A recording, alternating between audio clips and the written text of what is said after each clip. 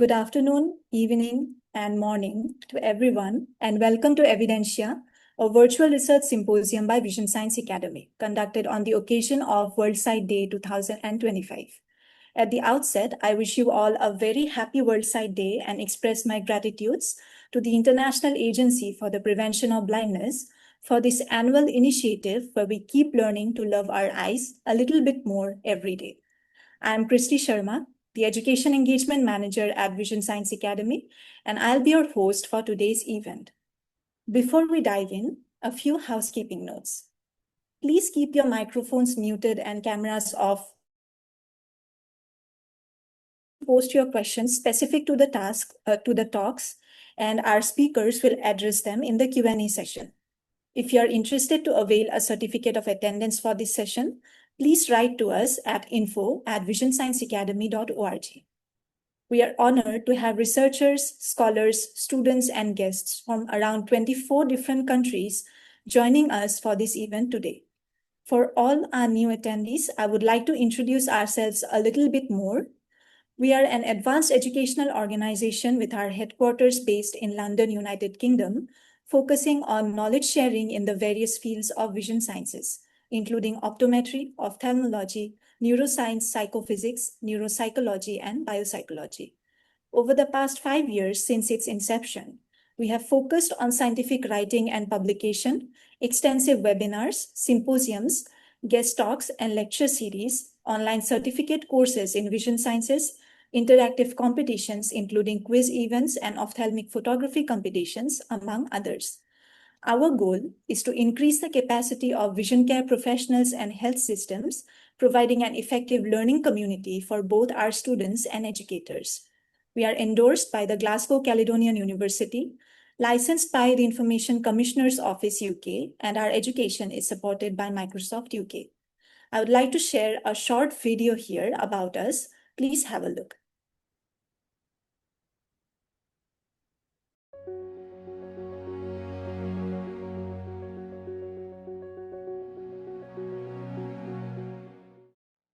Welcome to the world-leading vision science community. Did you know at Vision Science Academy, you can publish scientific articles and blogs, attend professional lectures by world-leading eye care professionals, get access to financial grants and awards to progress in your career, receive dedicated career advice by the leaders in the field, network with brilliant minds in the profession, and many more. Our courses, CMEs, webinars, quiz competitions, other online activities are all designed to strengthen members' knowledge in the field. VSA plans to bring multiple events and collaborations to empower eye experts with advanced knowledge. Stay connected to enjoy future perks. To stay informed with the latest in eye care and vision science, make sure to join Vision Science Academy today. Don't forget to subscribe, like, and follow us across all social media platforms. The team at VSA is all geared up to show the ropes and guide you to become top-notch expert in the field. Join our community today as we can be a part of this long journey together.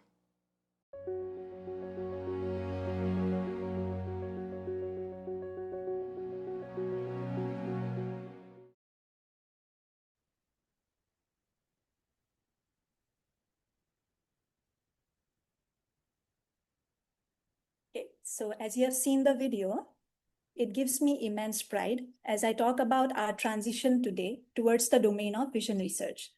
In August 2025, we launched our online certificate course on Fundamentals of Research Methodology, the first of a group of courses exclusive to research. Today, we bring for you Evidentia, one of the first segments of our research journey where we talk about the importance of vision research in enhancing eye care. Here, we will explore the important take of research in neuroscience, public health, and artificial intelligence as they contribute towards a betterment care with each advancement. Moving forward, I happily announce our upcoming virtual workshop named Research and Beyond, a 5-session extensive workshop on research starting January 2026. Every attendee who completes this workshop will be awarded a certificate of completion with knowledge points by Vision Science Academy. The early bird registration for this workshop has opened today, and by registering immediately, you get exclusive benefits of early registration. So be a part of this journey in advancing research knowledge, Head to the link provided in our chat box to register yourself and reserve your spot. Let us begin this session with a briefing of our event agenda. We'll be first joined by Sepideh Zadeh, all the way from the US, who will be sharing with us her success story in research. Following this, we will have our keynote speaker by Professor Emeritus Dr. J. Hans van der Steen from the Netherlands, speaking on vision more than meets the eye. Our second talk will be by Dr. Lynette Delali Amematekpor from Ghana, who will be speaking on public health research for universal health coverage. And our final talk will be by Professor Dr. Veshal Madan, who will be presenting on eye care with advancements in AI. The talks will be followed by a panel discussion with all our speakers on frequently asked questions on life in research. I would like to inform our audience that the result of the Vision Science Innovation Challenge conducted on the occasion of World Sight Day 2025 will be announced towards the end of the event. All the participants kindly note that I'll be inviting the winners to share a few words with the audience following the announcement. Without further ado, I would now like to invite Sepideh Zadeh for sharing her success story in research. Sepideh was a clinical research coordinator staff member at Steen Eye Institute, University of California, Los Angeles. Her main research interest is focused on advanced glaucoma imaging. She likes overseeing daily activities in clinical trials, and she's also enthusiastic in performing imaging tests and refraction on study patients by herself. Sepideh earned a Bachelor of Optometry degree from Bharati Vidyapith University, Pune in 2012 and obtained her Master of Science in Vision Science at Pacific University, Forest Grove, Oregon in 2019, where she also received the 2019 BSK Chapter Award for Exceptional Research. She's also the recipient of the Staff Appreciation and Recognition STAR Award, UCLA 2020 and 21, and the Student Research Expense Support, Pacific University 2019. Most recently, Sepideh served as a clinical researcher and volunteer optometrist at the UCSD Shiley Eye Institute from December 2024 to May 2025, where she contributed to advancing innovative research in eye and vision sciences. Welcome, Sepideh. Over to you. Thank you, Kristi, for your time, and thank you for everyone to be here. And it's a privilege to be here with you tonight and to share a little bit about my journey in optometry and vision science. I began my path with a Bachelor of Optometry, followed by Master of Science in Vision Science. Over the years, I have had the opportunity to work both as an optometrist and as a research coordinator. This experience gave me two perspectives: direct patient care and research that drives innovation behind the scene. When I first started, I thought of vision simply as ability to see clearly. However, over time, I learned it's about much more. It's about independence, confidence, and quality of life. Every patient I've met has reminded me that protecting sight is about protecting the way they experience the world. Early on, I was drawn to research because I wanted to answer the simple but powerful questions. How can we do better? How can we detect disease earlier, manage them more effectively, and give patients not just treatment but hope? In my training and in practice, I saw patients who came to us only after the vision was already compromised. Those experiences shaped me deeply. They taught me that earlier detection is not just a medical goal, it's a human one. With better tools and knowledge, we can catch conditions sooner, control them better, and keep possibility alive for people who might otherwise lose them. That's why I connect so strongly with the message behind tonight's event. Advancing research means more than progress. It means earlier detection, better control, and brighter possibility for every patient. Another part of my journey has been encouraging others who are interested in research to pursue advanced study. I often advise them to consider master or PhD in vision science because these programs open the door to making discoveries that directly impact patient care. Beyond advancing knowledge, graduate study gives you the skills to ask deeper questions, collaborate across discipline, and contribute to innovation that can transform lives. My journey has been fueled by mentors who inspire me, patients who trusted me, and now the opportunity to mentor others who may continue this work. Every new study, every new innovation, and every collaboration move us closer to a future where fewer people lose their sight and more people keep their dream in focus. So when I think about research in vision science, I just don't think of data or publication. I think of the patient who will one day be able to read their grandchild, drive safely at night, or simply look their mirror and see themselves clearly. That's what drives me forward. That's why I'm honored to share my journey with you tonight. Together, we are not just advancing vision and science, we are advancing hope. Thank you, everyone, for your time and listening to me. Thank you, Sepideh, for sharing your inspiring story with us. I believe our audience will greatly inspire from your journey and learn to serve better through research in vision sciences. My sincere appreciations for joining all the way from California, where it's almost around 3 a.m. in the morning now. Thank you so much once again. You're welcome. My pleasure to seeing you and giving your time and listening me. I appreciate it. Thank you so much. You're welcome. I now take the honor of inviting our keynote speaker to address the gathering. Professor Dr. Hans van der Steen was until 2021 full professor at the Department of Neuroscience, Erasmus MC Rotterdam, the Netherlands.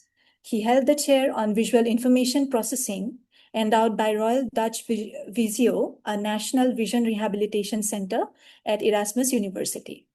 Over the years, he has acquired extensive research in motor and vestibular physiology.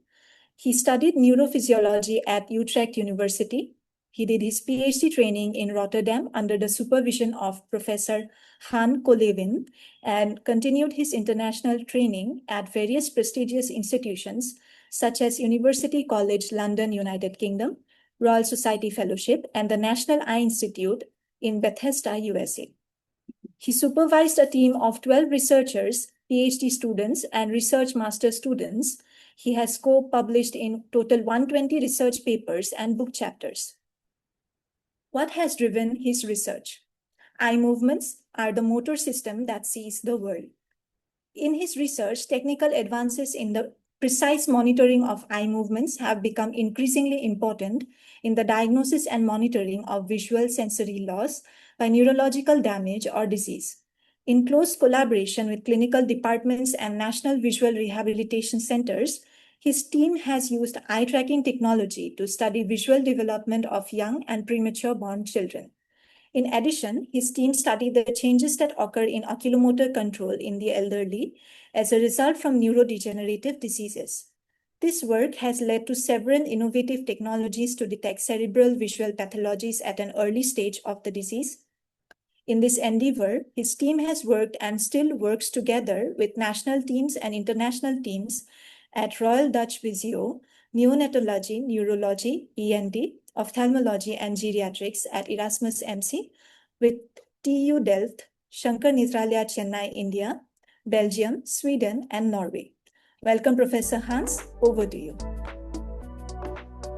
Thank you very much for your nice introduction. On this World Sight Day, it's an honor for me to give a keynote address to you as a global community of eye care professionals, as researchers, and also future leaders in optometry. As you well know, vision is not simply about the optics of the eye. It is about how visual information is processed, integrated, and also interpreted in the brain. From the retina to the visual cortex, the journey of a single photon becomes a perception, an action, and even memory. You as clinicians and scientists know that the diagnosis of this condition are beyond the eye, like amblyopia, development of neurovisual disorders, and even early signs of neurodegenerative diseases are very important. In today's keynote, I want to take you on a journey based on my past personal experience as a scientist, examining the neural pathways that make sight possible, how disorders of processing manifest in clinical settings, and how research can lead to new interventions in technologies. It's also called to continue vision research. There's still so much to uncover. So,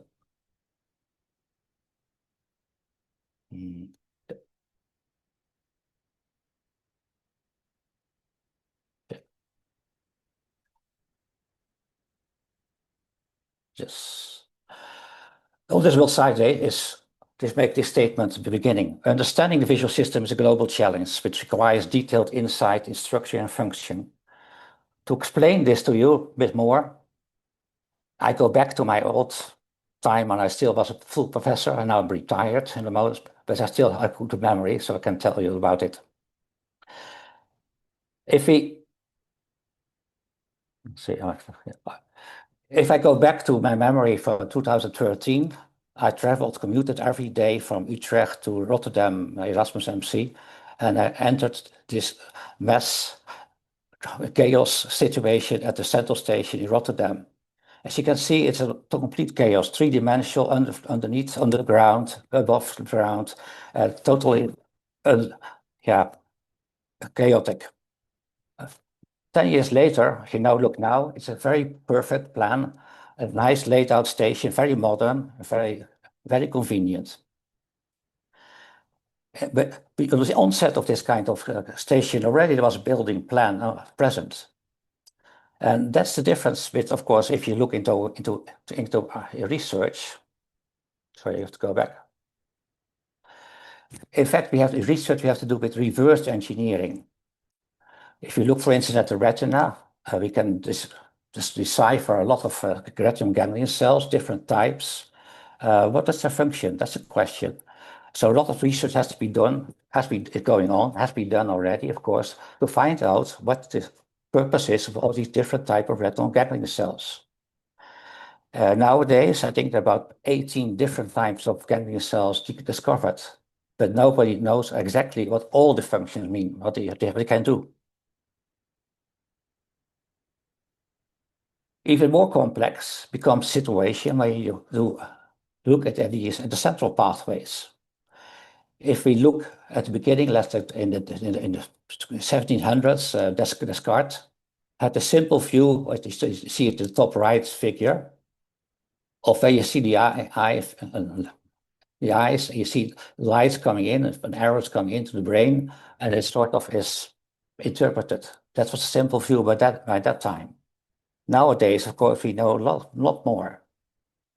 The central pathways are so complex that in fact they take about 40% of our brain, and they are not just interconnected with visual pathways, but also with motor pathways, premotor pathways, hand control, even memory, hippocampus, prefrontal cortex. So a lot of things are going on based on visual information. There's a lot of interaction.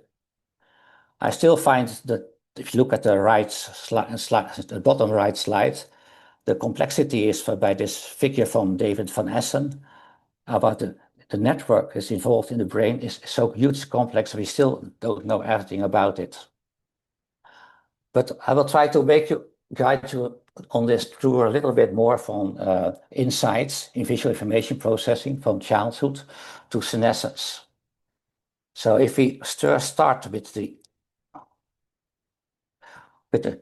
processing in childhood,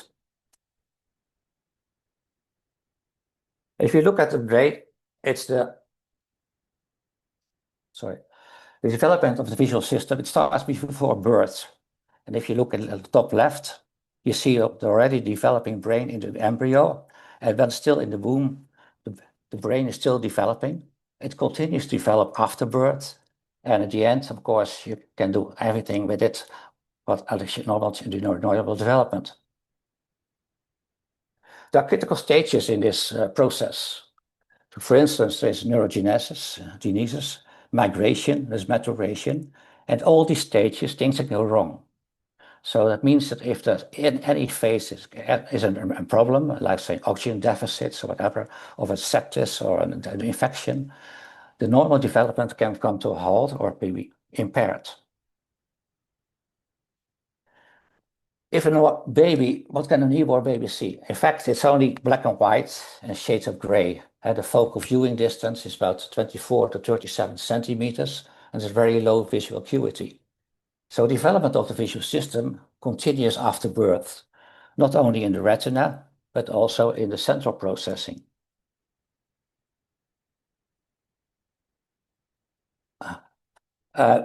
Factors that can affect the retinal development, of course, are postnatal changes like infections, but also premature birth is a very high risk factor. For instance, the retinopathy of prematurity is an important cause of partial sight or blindness in prematurely born infants. If you look at the worldwide assessment, figures are dating from 2010, about 21% of preterm born infants have some kind of degree of ROP. So it's increasing, it has been increasing, not only due to high birth rates, but also to an increase in survival of low and very low birth weight infants. So, for instance, figures from found out for India, there's incidence rates of 38% to 51% for ROP in India, especially in the low birth weight babies. Another problem with during development, of course, is myopia as an upcoming problem. In Rotterdam, there has been a large study called the Generation R study. It's a population-based prospective birth cohort study from fetal life until young adulthood. Professor Karin Klaver has been the leading researcher in this process, in this investigation. And if you look at the figures of myopia, if you look back from the 1900s to until now, or the 1980s, this figure shows you, there's a gradual increase in actual length, in fact, in the eye. So the eye becomes, in fact, bigger, larger. And it's also a change in the refractive error over the years. So it's in a large cohort study. So if you look at the fact of what's known about myopia, of course, there's a lot of research going on. It turns out to be kind of a problem with nurture and nature in combination. So what are the interactions between nature and nurture in this case? So for this, you need large cohort studies, consortia, at least that she's doing in Karin Klaver at the moment, of working on consortia with more than 250,000 people over the world. But also look at environmental factors like which can affect genetic risk. So what are the genetic risks involved?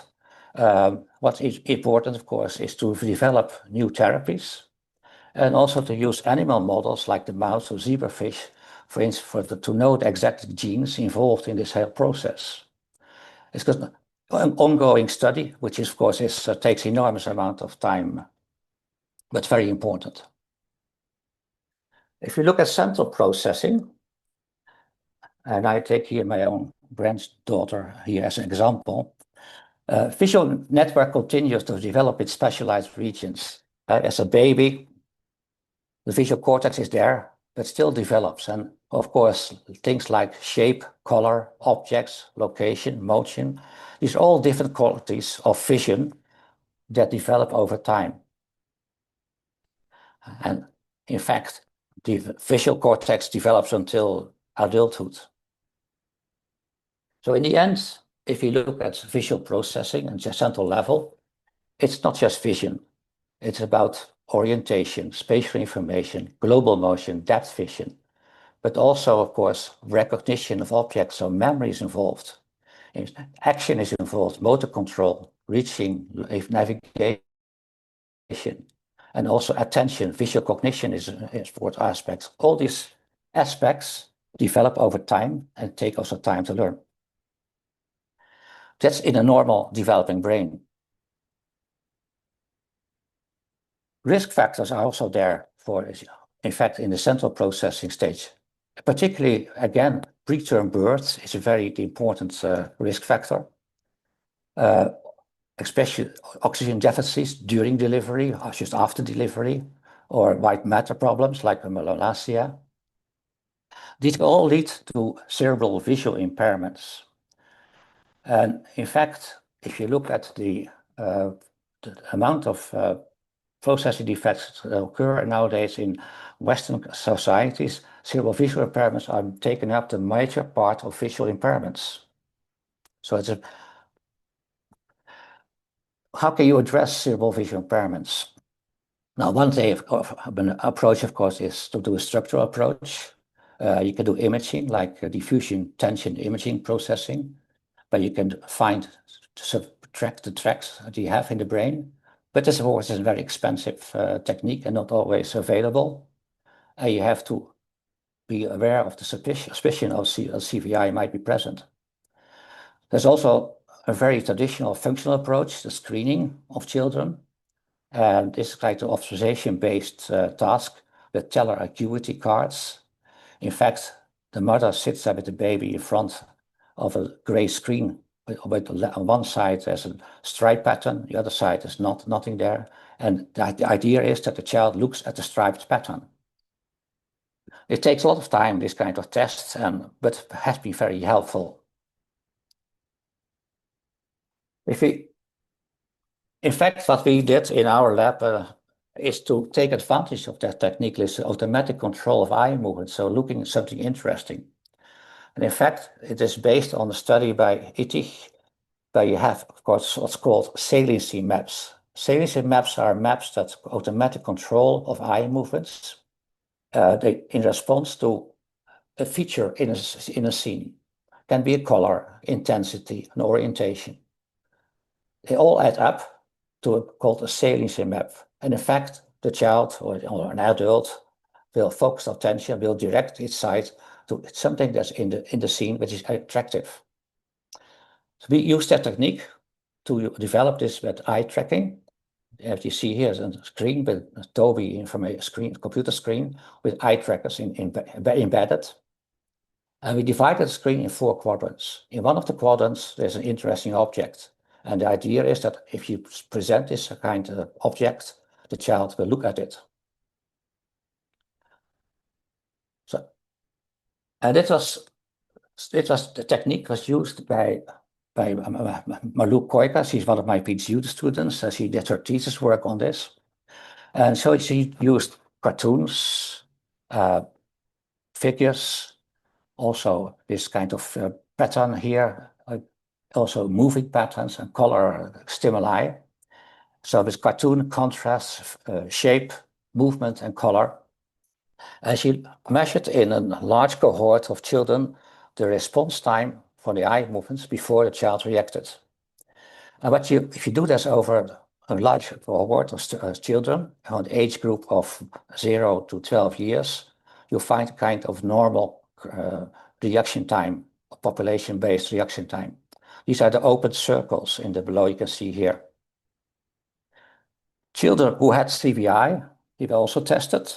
And these children, as you can see, the black circles here, they all had longer erection times. So in fact, using this technique from the age of 2, 3, 4 years, we were able to discriminate children with CVI from a normal population.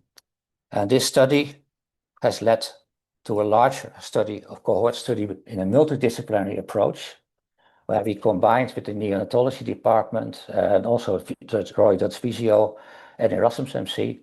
So we used MRI, DTI processing, eye tracking, but also EEG information to study a large group of very born and extremely preterm born children. And this has been published a long time ago already. But it's still ongoing work at the moment. A newer development, and that's in 2 weeks' time, one of my other PhD students, she will be my last PhD student before I officially stop supervising people, is on how to quantify development of visual perception.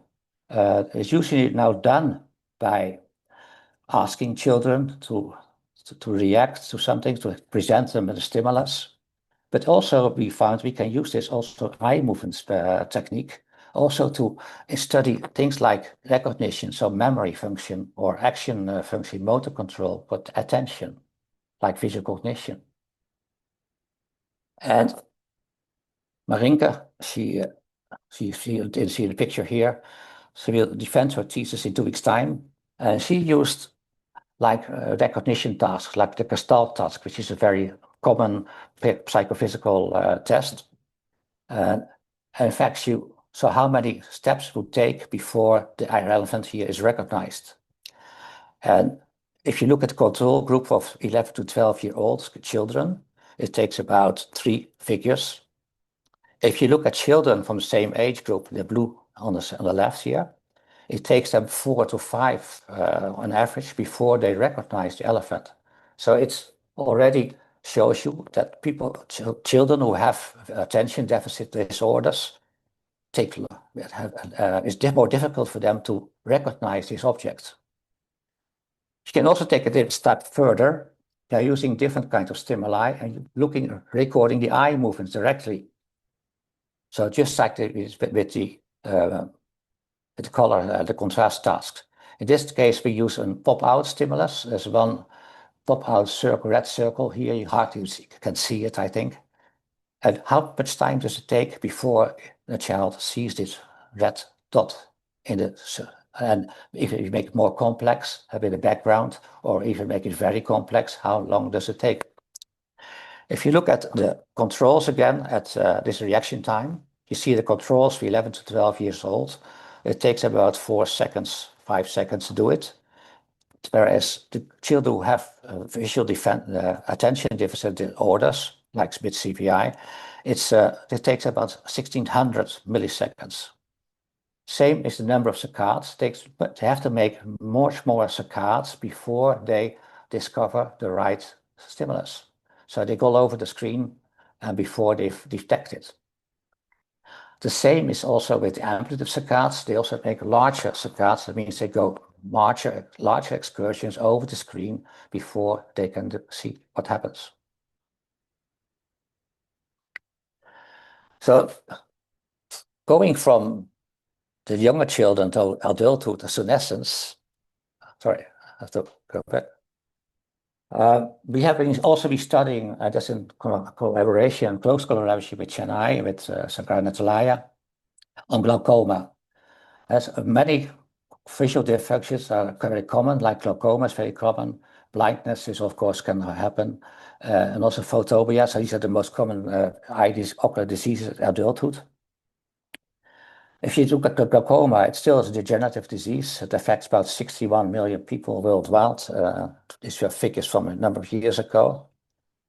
And in fact, the patients, they don't notice it. So if you look at traffic here, for instance, children crossing the street, a patient who has glaucoma will not notice it because it's filled in.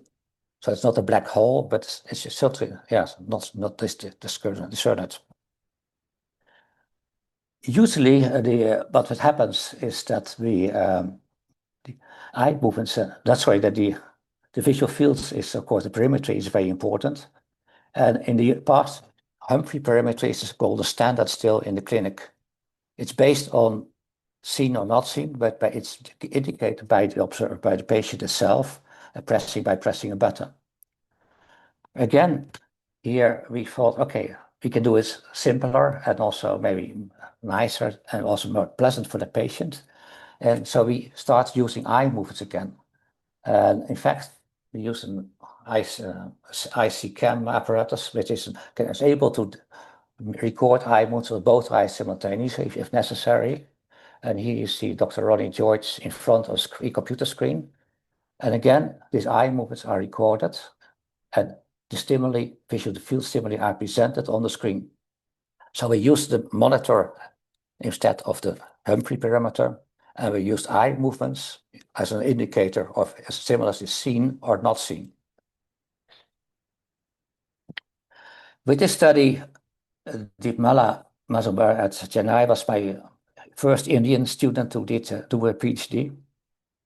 And she also did a nice work on detecting measuring all the visual field defects in patients who had glaucoma. Most of the work was done in Chennai, but also some parts of the population was also studied in Rotterdam. So it was really truly international collaboration. and was very proud of that she finished her job so nicely.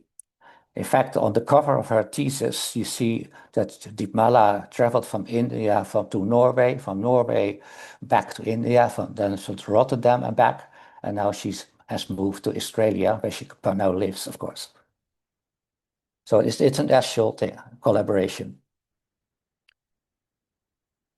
My second PG student, also very bright, very brilliant, was Madan, and she also continued to work on, she works together with Deepmala first on the glaucoma patients, but she did also other things like pupil measurements and also in apparatus, and developed was partly as a prototype developed in collaboration with Norway and Sweden. She designed a stimulus for the pupil reaction. So again, eye trackers are very good for measuring the pupil size, not just for following the eyes itself for tracking, but also for pupil size. So you can use this kind of techniques for it to see all kinds of pupil disturbances. She did that thesis last year, Najia, and she's now working in Singapore. So again, a nice international collaboration. What happens with people when they get older? I think this is an area where still a lot of research has to be done. A lot of things are known, but even more is unknown, I think. Parkinson's has always been, of course, as a motor problem, but nowadays also there's more and more awareness. There's also non-motor disturbances. So one of the things that happens with Parkinson's disease patients very often complain about double vision. They also can have convergence insufficiency. It means that they cannot see nearby targets with a single image. So in general, the binocular coordination can be affected. And we have been studying this for some time, but mainly we based ourselves on eye-hand coordination. We see all kinds of differences also there in the effects. But I think much more research needs to be done on double vision, convergence, and binocular coordination aspects, especially in the Parkinson patients group. So in Alzheimer patients, there's a lot to be done. They can have sometimes trouble understanding the visual images and also spatial relationships. That means a kind of cognitive impairment, which is related to visual processing. But they also find a reduced contact sensitivity. The question is that a central aspect or a retinal problem? And they also may have difficulty with depth perception. Again, and of course, a higher order visual processing phenomenon. And if there's anything I would encourage people to continue also is to keep on going to doing the research in these areas, because it's a very intriguing area. So, sorry. In fact, that also brings me to my last official slide in that sense. Recently, the last 4 or 5 years, I've been working as a volunteer with a patient group on vestibular problems. My expertise was, before my retirement, also in vestibular physiology. In fact, what I did is using this kind of platform, which can move in all kinds of dimensions, into rotations and translations, to study with eye movements the vestibular reflex in patients who had problems. If you look at the vestibular system it does not work on its own. It is very closely linked to the visual system and also to the next system, so movement system. In fact, the central vestibular pathways use all kinds of information, also visual information and vestibular information, to send signals to the limbic system. So let's say if you have motion sickness, you can vomit, to the spinal pathways, the brainstem, but also the parietal temporal cortex, so for perception. In fact, visual and vestibular information are so important that they cannot go without each other. I've recently found patients with vestibular problems who have very large also visual problems. And sometimes it helps them if they can provide it with the right kind of spectacles. Sometimes it can be prisms, glasses, but also different type of glasses. And I think there's also a lot of research that has to be done to see how this optimized also these patients with visual means. So in this presentation, I went in a very nutshell, of course, processing from information from childhood senescence. I'd like to emphasize, and also with my talk about this, that vision research is a global challenge. It still is a global challenge, at least even it's more necessary now. Detailed insight in structure and function of lifespan is required to prevent and treat patients of all ages. Thank you for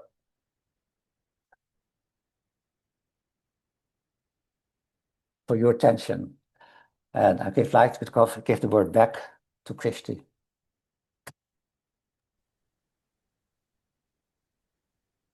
Thank you, Professor Hans, for your very insightful presentation. I hope this gives a lot of valuable knowledge to our audience today. In the next 5 minutes, we'll take up questions relevant to this presentation. So I request you all to share your questions in the chat box. Meanwhile, we have some pre-recorded questions for you, Professor. Okay. Yes. Okay. So the first question is, what recent advancements in neuroimaging or biomarker research have improved early detection and monitoring of neurodegenerative diseases such as Alzheimer's or Parkinson's? What kind of, yeah, of course, imaging is, of course, now at a very high level, and the DTI imaging processing is very good to enable to give you tracked functions. So what kind of tracks are intact? For instance, with CVI, you can now see that the pathways from the visual cortex to the visual cortex are affected. The same you can do, of course, in Alzheimer patients. Problem with dementia in neurodegenerative diseases is it's not just a single disease. There are about 10 or 15 different kinds of forms of degenerative diseases. So you have to look into the different kinds of forms. And it's overgeneralized, I think, sometimes. This patient has Alzheimer. It might be frontal dementia, Lewy body dementia, or all kinds of dementia. So it's very important or difficult to find exact what's going on during the lifetime. Unfortunately, still it's difficult and expensive, I think. There's also a cost factor involved. Yeah. So I hope it gives you the answer a bit to this question. Yeah. Definitely, yes. Yeah. Our next question is, what are the major challenges in translating laboratory findings on neuroprotection and regeneration into effective clinical treatments for patients? Any research you do, it takes about 10 years before you get acceptance in the clinic. So you go in the lab and you find something interesting and you do something and you find, let's say, a new medicine you can for regeneration, whatever. It will take a lot of trials, a lot of time, and also convincement that you have to convince your peers and also the investors to do this kind of thing. And that's the biggest challenge in everything, I think, I found out in my career. Agreed with that, yes. Yeah. Our next question is, in what ways can interdisciplinary research combining neuroscience, genetics, and artificial intelligence accelerate the discovery of disease-modifying therapies? Yeah, I think that's very important, and it should be done. Combining these techniques, of course, is very good. AI, of course, helps you, is a good tool, but you still need the creativity of the researchers themselves. AI is based on knowledge that, of course, that is collected in a big computer systems and everything, but you need creativity to come up with new things and techniques. And of course, AI can help you because it helps you to sort out, okay, this is already known, it's collecting, so it saves you time. It can save you time. But you need genetics, of course. Myopia, for instance, I think is a very good example. And you need to know the genes in that case, because then you know at a molecular level where things go wrong. But you also need the practical tools. You have to screen a lot of patients. How you do that, how you organize it. So data management is very important. So this is a very complicated issue, of course, and that's why you cannot do it on your own. You need a big team for this. Okay. Okay, so our next question is something of a very interesting question, I feel. Based on neuroscience, which topic will get more insights in PhD? Which get more insight in PhD? What do you mean exactly with the question? Okay, clarify that. Yes, I think our attendee wants to know, while pursuing a PhD, what kind of a topic in neuroscience will be more insightful? Insightful, okay, yeah. What I find very insightful are the topics, of course, in motor control. I always been working, of course, in a sort of behavioral models, but you get more insight. We need to let's say a study where you combine these techniques, behavior studies, but imaging techniques, for instance, but also molecular techniques. So let's say dementia, and there's a lot to be done, and also Parkinson, you can still a lot be done. So in general, I think neurodegenerative diseases are, if you can into that, you can do amazing things. But it also takes a lot of time, energy. Definitely, yes. But it's also fun. That's I would stress that. So that's science. Doing science is fun. Yes, definitely agree with that. I hope the attendee got the answer to that question. Moving to our fifth question. What visual information processing test do you recommend in patients with disabilities, learning disabilities, and is there any recommended visual training for them? Let's say I think the eye tracking as a tool in general are very good, very sensitive and very quick. And also the technique is become affordable. So that is, of course, I can only recommend as kind of technique for testing patients in all kinds of diseases. As you already said in the introduction, the eye move inside the motor system is the motor system that sees the world. So it gives you, in fact, a view on the brain. So I think that is the second part of your question was on the therapy. Is there any recommended visual training for the? Yeah, there are training programs in, let's say, in the Netherlands that can be, it takes years to do that. The people are referred, but as for instance, hasn't it also in, so give training courses there, and also in, maybe not in India, I think. But thank you so much for more questions in the chat box for the time being. So we'll wrap up the Q&A for your presentation here. Thank you so much for addressing all of these important questions. Amematekpor. Dr. Lynette is a passionate Ghanaian optometrist, researcher, and health advocate committed to making quality eye care accessible to all, especially underserved communities. Her work bridges clinical practice with evidence, driven by the belief fundamental to provide affordable eyewear and access aligns perfectly with her commitment to equality. She champions the campaign that healthy vision is not a luxury, but a foundational element of quality of life, education, and economic productivity, particularly in regions where preventable blindness remains a critical challenge. Today, she'll be emphasizing how early disease detection, cost-effective treatments, and informed policy development. Her message underscores the urgency of integrating scientific evidence into national health strategies to achieve universal health coverage and eliminate avoidable blindness. Beyond her clinical expertise, she embodies the spirit of collaboration and global advocacy.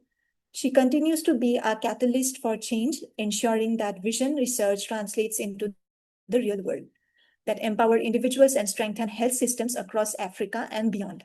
A very warm welcome to Dr. Lynette. Over to you. Thank you very much. I'll be sharing my slides shortly. Hi, everyone. I'm Dr. Lynette Delali, and I'll be presenting on public health research for universal health coverage.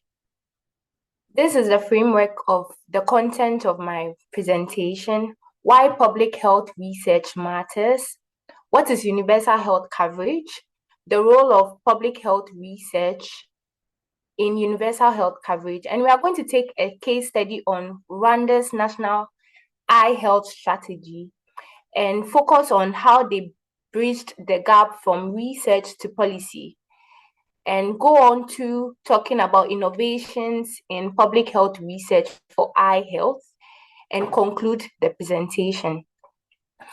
Why does public health research matter? Currently, about 2.2 billion people globally have vision impairment, of which at least 1 billion of those cases could have been prevented, according to WHO. From what our host spoke about, I work with Vision Spring Ghana, and we go to rural communities to screen underserved communities. I met a 23-year-old young man that had glaucoma and was troubled by his condition, and this had impacted his education, and he couldn't work, and it reduced his quality of life. And I believe this could have been prevented if he had access to eye health.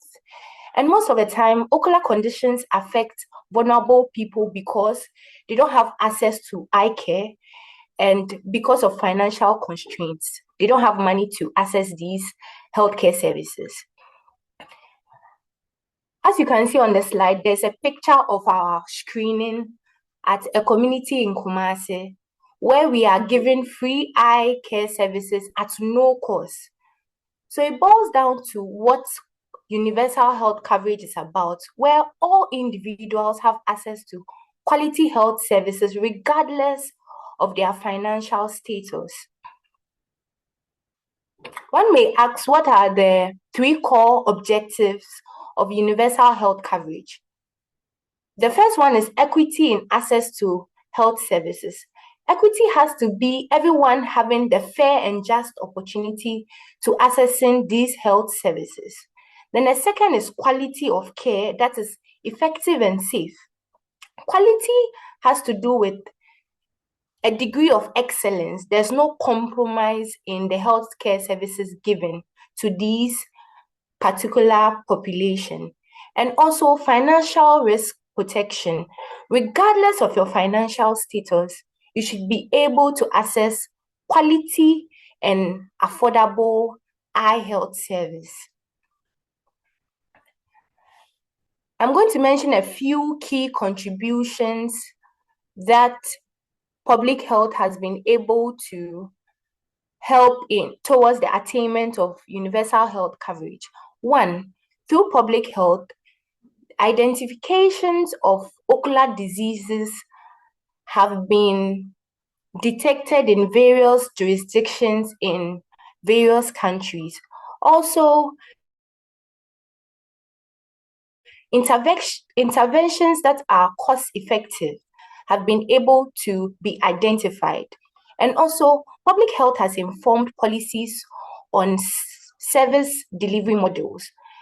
Recently, most of the low and middle income countries are now adopting the use of mobile eye clinics in their respective countries. So for instance, in Ghana, with Vision Spring, we have a track where we move to the rural communities, giving eye care services at affordable prices or at no cost. Initially, these models were not accepted, but over the years, per the research done, they have been able to adopt these models. And also through public health, these projects have been able to be monitored to know whether it's feasible or not. And also, currently, most of the communities are being engaged in stakeholder decisions. Therefore, the appropriate solutions for their issues are then derived. So we are going to talk about Rwanda, their case study. We are going to talk about Rwanda. Rwanda in the year 2018, came up with a national eye health strategy, glaucoma, diabetic retinopathy. They take data on these visual impairment conditions and also take VA. They also do some eye ocular examinations, and they document all these things and also assess the barriers these individuals face in accessing eye health services. So by doing so, they have been able to find solutions to bridging the gaps. And also, they implemented a community-based insurance where citizens don't have to pay out of pocket to be able to access eye care services, which I believe is very remarkable. And they have been able to reduce that out of pocket paying cash once you want eye care. They have been able to reduce that from 2.7% in the year 2006 to 10% in the year 2020. And also, they implemented a strategy called tax shifting, whereby they train non-health professionals or volunteer on eye health needs. They teach you how to do VA and basic ocular examinations. So they teach these volunteers and they go to the rural communities to offer eye care services because they don't have the capacity of human resources needed in the eye health field. And I believe that is remarkable. So these few indicators are what Rwanda used to prevent high rates of blindness in their country. So from this research that they did, they were able to bring out targeted and scalable interventions. And I would wish all other countries take up policies like Rwanda did. So as I mentioned earlier, Rwanda used a few strategies to prevent blindness. And the first one is it avoided fragmented health systems. It made sure that the eye health plans were embedded in the national health strategy. So no matter the NGO that is coming to do or take up projects in their country, they made sure the NGO's projects were in line with their eye health plan. And also, Rwanda used the sectorial collaboration, whereby they listen to stakeholders from the NGOs and the ministry and the community members to look for sustainable and scalable interventions. Talking about equity at the core, reaching the last mile, I believe we have optometrists and professionals here who are interested in public health. And I would advocate that if you want to go into public health research, you must prioritize vulnerable populations such as the rural communities, older adults, people with disability, ethnic minorities, as well as women and children. These people are facing a lot of issues in accessing eye care services.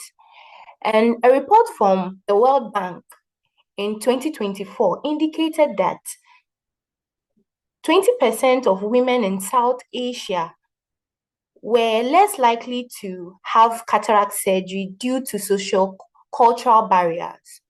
And from this report, the ministry in South Asia is trying their best to bridge this gap and to make sure that no one goes blind just because of cataract.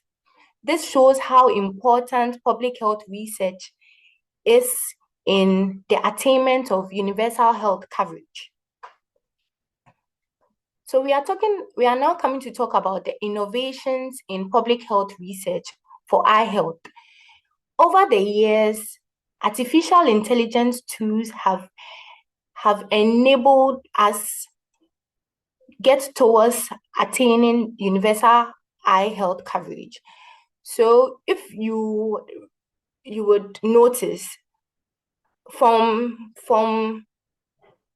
the years, the researchers have been able to bring about handheld slit lamp, handheld autorefractors, And then they have been able to bring about AI algorithms that can analyze results instantly, such as results from glaucoma, diabetic retinopathy, to enable optometrists make decisions or diagnose diseases. So these AI tools are very innovative in the public health space. And also the geographic information system, which is the GIS mapping. So this software enables ministries and then health facilities to track the pattern of diseases in a particular location. And by tracking the pattern of diseases, it can lead them to make scalable and sustainable solutions towards those problems. And also the community-based participatory research. So with that, due to public health research, stakeholders, researchers, and community members now sit together and discuss the problems they face. And then they can ponder and come up with a sustainable solution. If not because of public health research, I believe stakeholders will be in their offices and make decisions for people in their community. Meanwhile, they are not facing those problems. This is the last but one slide, and I would like to say that research is a catalyst for change. And to achieve universal health coverage in eye health, I must say that, one, we must invest heavily in public health research. Without research, we are not going to know the issues vulnerable people face on ground. And two, we must make sure we integrate eye health plans in the national universal health coverage agenda. Most countries have a plan for their health system, but then most of the time, eye health is not embedded in those general plans. And two, we should collaborate with other researchers to bring out innovative papers and research and solutions with equity at the center. And also make sure that these findings from our research we do is put into practicable policies. And finally, I would say that celebrate World Sight Day every day through your actions, not just on 9th October when we have World Sight Day. To conclude this presentation, I would say that universal eye health is very measurable and very possible and achievable. I believe that through public health research, we can achieve and attain universal health coverage. And it provides evidence and accountability.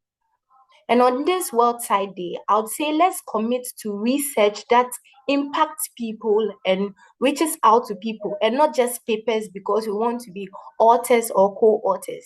Thank you very much. Thank you, Dr. Lynette, for your valuable presentation on public health research and how it is important for universal health coverage. I request our attendees to share their questions on the topic in the chat box. Meanwhile, I have our pre-recorded questions that I would like to pose to you. So our first question for you is, how can population-based studies help identify modifiable risk factors and protective behaviors associated with neurodegenerative diseases? Well enough. Okay, so for instance, I work with an NGO called Vision Spring, as I said. And through our community screenings, we are able to identify a pattern of diseases that is prevalent in populations as we move from district to district. So through interacting with people and diagnosing diseases, you would find a pattern of condition or prevalence. And it can draw your mind to say, I'm going to take up a study to find out why presbyopia is prevalent among a community, for instance, in Ghana. I'm going to ask them why they don't use their reading glasses to read. So you are going to take up a study like that and then find out why that is going on. And then you can now publish it. And then it's going to be factored in a practicable policy. So from your day-to-day interactions with your patients in your clinic, you can come up with research topics that are very essential in achieving universal health coverage. So you don't need to be on the field like me. You can do that within your clinic from interacting with your patients. Yes. Okay. Thank you so much for answering that question so detailed and so beautifully. So our next question here is, what role can community level interventions and health policies play in reducing the burden and improving care access for individuals with neurodegenerative disorders? Fine. Okay. So this research goes a long way in reducing the burden. An example of a neurodegenerative condition is glaucoma, among many others. So I should believe that our professionals in our Ministry of Health, they see the papers we publish. And then once we are into research, we should try as much as possible as researchers to apply for jobs in our ministries, in our health ministries, so that we can advocate for the findings we get from our research, so that it can get to the higher level. So I would advocate that we shouldn't be comfortable as researchers publishing papers, but then from our findings, we should try and then write letters to our Ministry of Health that this is what we have seen.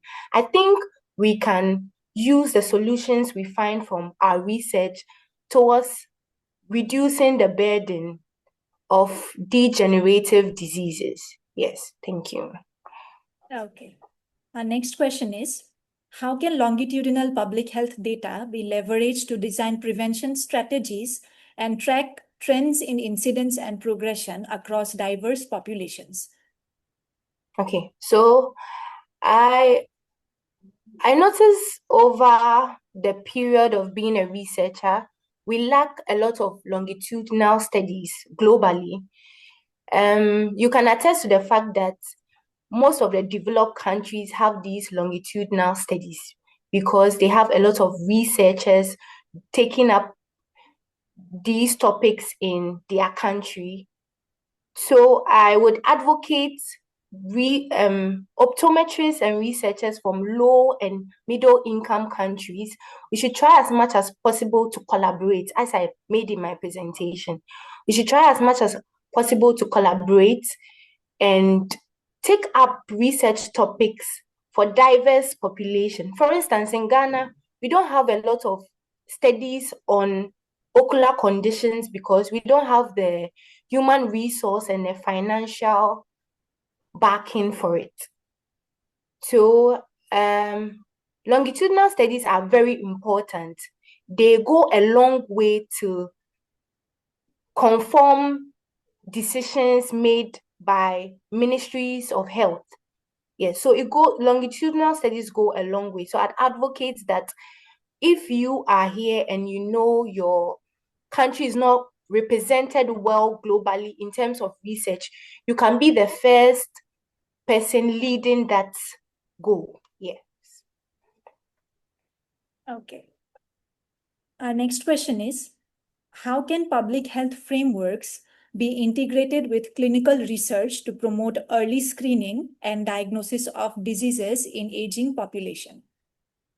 Okay, so I am a typical example. I'm a clinician. I actively practice in the hospital, and I am also on field screening people.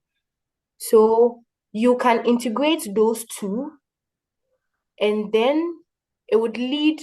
So whilst you are screening people, you would know that this is a condition affecting a lot of generic or older people in your jurisdiction or community. And it can lead to you finding a solution towards the issues they are facing. So your day-to-day activity, public health is basically you meeting people and then talking to them and finding out their issues. You want to improve the quality of life of people. That is basically what public health is. So you don't need to be on the field. In your little clinic, you are already a public health advocate. Yes, because after taking care of a patient, you advise and educate the patient on their ocular condition. And by doing so, you are also leading the cause. Yes. Okay. So our final question here is, what strategies can strengthen global and national surveillance systems to better capture data on the prevalence and socio-economic impact of ocular conditions? Fair enough. Okay, so with the surveillance studies, WHO is already doing that. I would admonish everyone here after this presentation to read more on the RAAP surveys. So the RAAP survey is a rapid assessment of avoidable blindness. It's a survey where all countries are taking data on visual impairment and blindness and ocular condition in their respective countries. So we have data for US, Ghana, India. So it comes with financial backing. So it's already something that is in existence by the WHO. But because of the financial constraints these countries face, they are not able to implement those surveys. So I would advocate for everyone to go and read about that. And it's already in existence. So you take your data from your country and then upload it on the WHO website. So through that, WHO has data on the respective prevalence of a particular condition. For example, in Ghana, they have a prevalence of 60%. In glaucoma, cataract is 40%. So WHO has data set on all these prevalence. That is how come they are able to make tailored facts and then solutions towards these conditions we are facing. So each and every year, WHO uses these data sets to confirm their decision. Yes, so it's something that is already there, but then the financial constraints prevents these countries from uploading their data and contributing towards these surveillance studies. Thank you. Thank you so much for addressing all of these questions.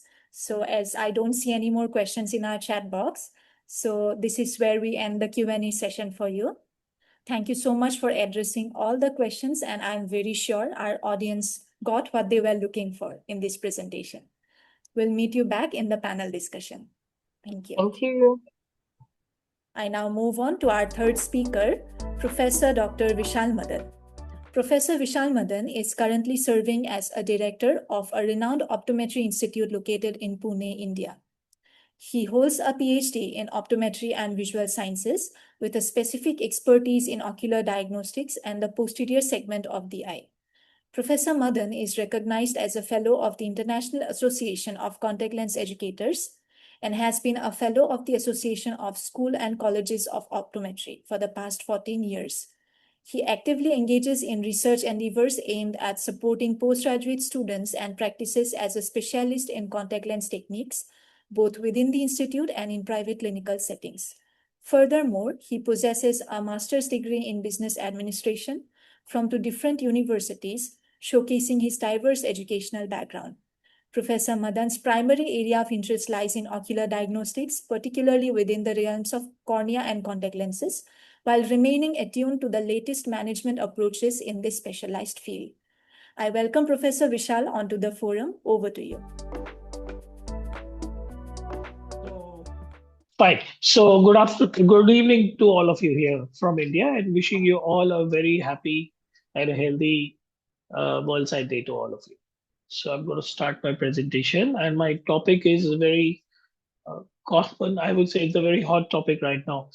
And am I full screen now? Not yet. Yeah. Am I? No? Yeah. Okay. No. Thank you. So my topic is a very interesting topic, and Vision Science Academy has been known to be the pioneer in, propagating and motivating us to be more and more learned and progressive in using artificial intelligence in optometry, eye care, as well as in education. So being in teaching and research for quite a long time, for in India. So I took this opportunity given by my friend Dr. Abhishek and the Vision Science Academy people to talk upon the use of AI in optometry education.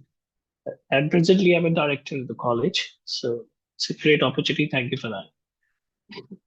So why artificial intelligence, I would be putting it as AI, matters in optometry education? Well, the fact of the matter is India is the largest populated country in the world. But we have a system where we see the patients, but we do not do proper recording. We do not do proper analysis. And if we don't do the recording, analysis, and documentation, how will we be doing a proper quality research? So that is a big problem. And for that, AI has a very big role. Though we are the most intelligent people, I believe, in the world, that's what the people say in and around us. And I have been listening to our previous speakers who have been so many times mentioning about Indian students doing so good. And it brings me a pleasure and happiness to know that we are acknowledged for our knowledge. But at the same time, we need to imbibe the latest and the trendiest technologies for not only the healthcare, but also at the level of teaching, which would be involving a bachelor's and master's level. So what is the advantage? Advantage is very simple. It is AI is in there always in the form of diagnosis, whether it is your autorefractometer, whether it is your OCT, whether it is your OSD, that is ocular surface analyzer, which analyzes it. And we just need to know that this is a part of our ocular examination technique, or a part, it's a friend of ours. It is used for patient monitoring everywhere. It is also very important to improve our assimilation, absorption of new concepts, because what we have seen that people like students are very much attracted to the new tech, the new news, and they would like to go and do research on it. So just keeping that in mind, using new instruments, using internet and other modes of information which will improve their knowledge and their inquisitiveness. So AI expands exposure. It also prepares our students, which are the bachelor's to masters and masters to PhD level, doctorate level, to get ready to use better AI tools, like using better smartphone cameras for even just screening purposes. As a previous speaker did speak about using latest AI techniques and instruments for doing faster research, doing finding out the prevalence and incidence of particular diseases like cataract. I would not call it it is a degeneration, cataract, and even simple as refractive errors, and also light and sight threatening diseases like glaucoma. So these all things are very possibly detected and validated by using good AI tools. So it helps in not only getting the right information, documenting it, but also trying to explain, educate, and take preventive measures from the patient point of view. So this is another very big factor which we need to understand, that AI is a part of us and we have to take it positively. What are the core applications? These are the four main core applications which I could think about, and I want to share it. Virtual patients and synthetic images. We know that during I did my bachelor's about 25, 30 years back from Shankar Nitpal. At that time, unfortunately, I'm saying this because we never had access to internet. We never had access to Chat GPT, Gemini, or Zork, or any other of AI-based machine learning programs or engines.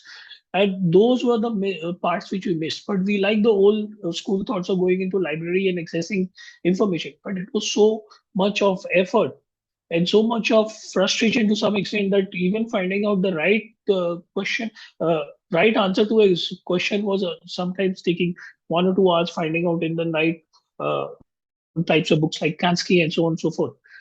For you people, it is so easy to find out what type of complication, what is the clinical image, and what is the expected management by an optometrist, a qualified one, to understand and educate the patient. So this is a very important factor.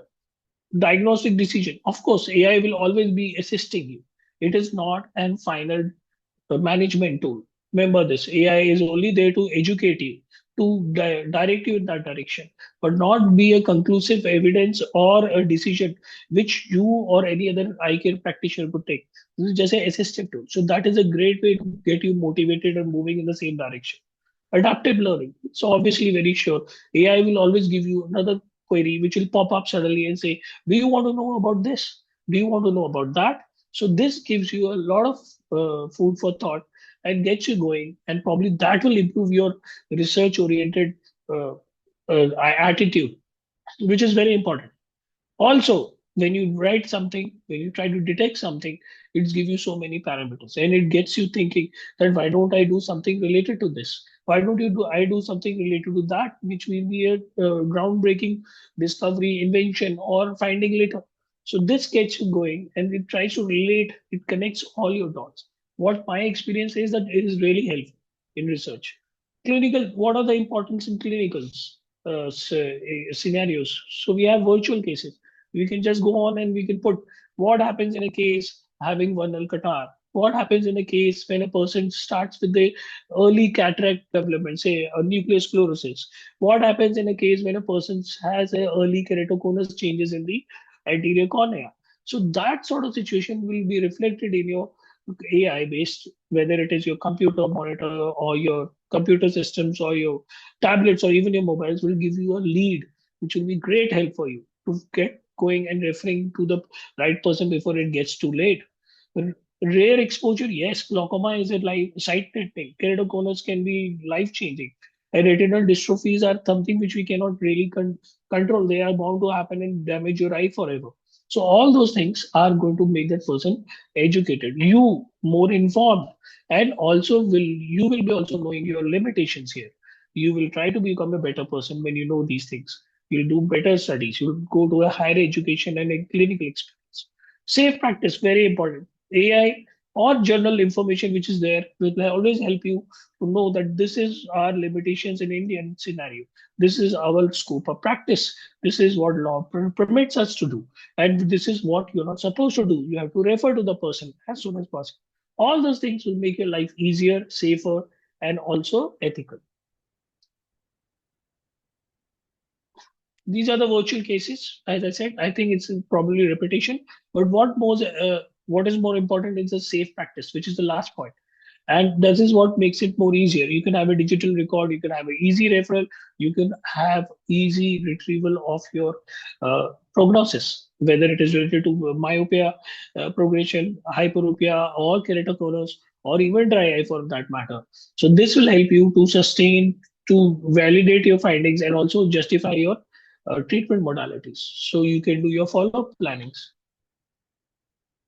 Well, coming to the decision support, as somebody did say, and most of you will be knowing this, that the most important part of AI was used to detect the diabetic retinopathy progression, which was a very important part because we know the uncontrolled diabetic progression, retinopathy or diabetes mellitus causing diabetic retinopathy changes, including diabetic macular edema and so on and so forth, can cause irreparable damage to the macula and other conditions which cannot be treated, and it could be totally sight-threatening and devastating to that person. So doing this sort of screening, which is a non-invasive procedure, is a great help for us to get to know what is the life, what is the sight, and what is the vision prognosis of that person. Similarly, the most common problem we have is dry eye syndrome or disease, as you can call it.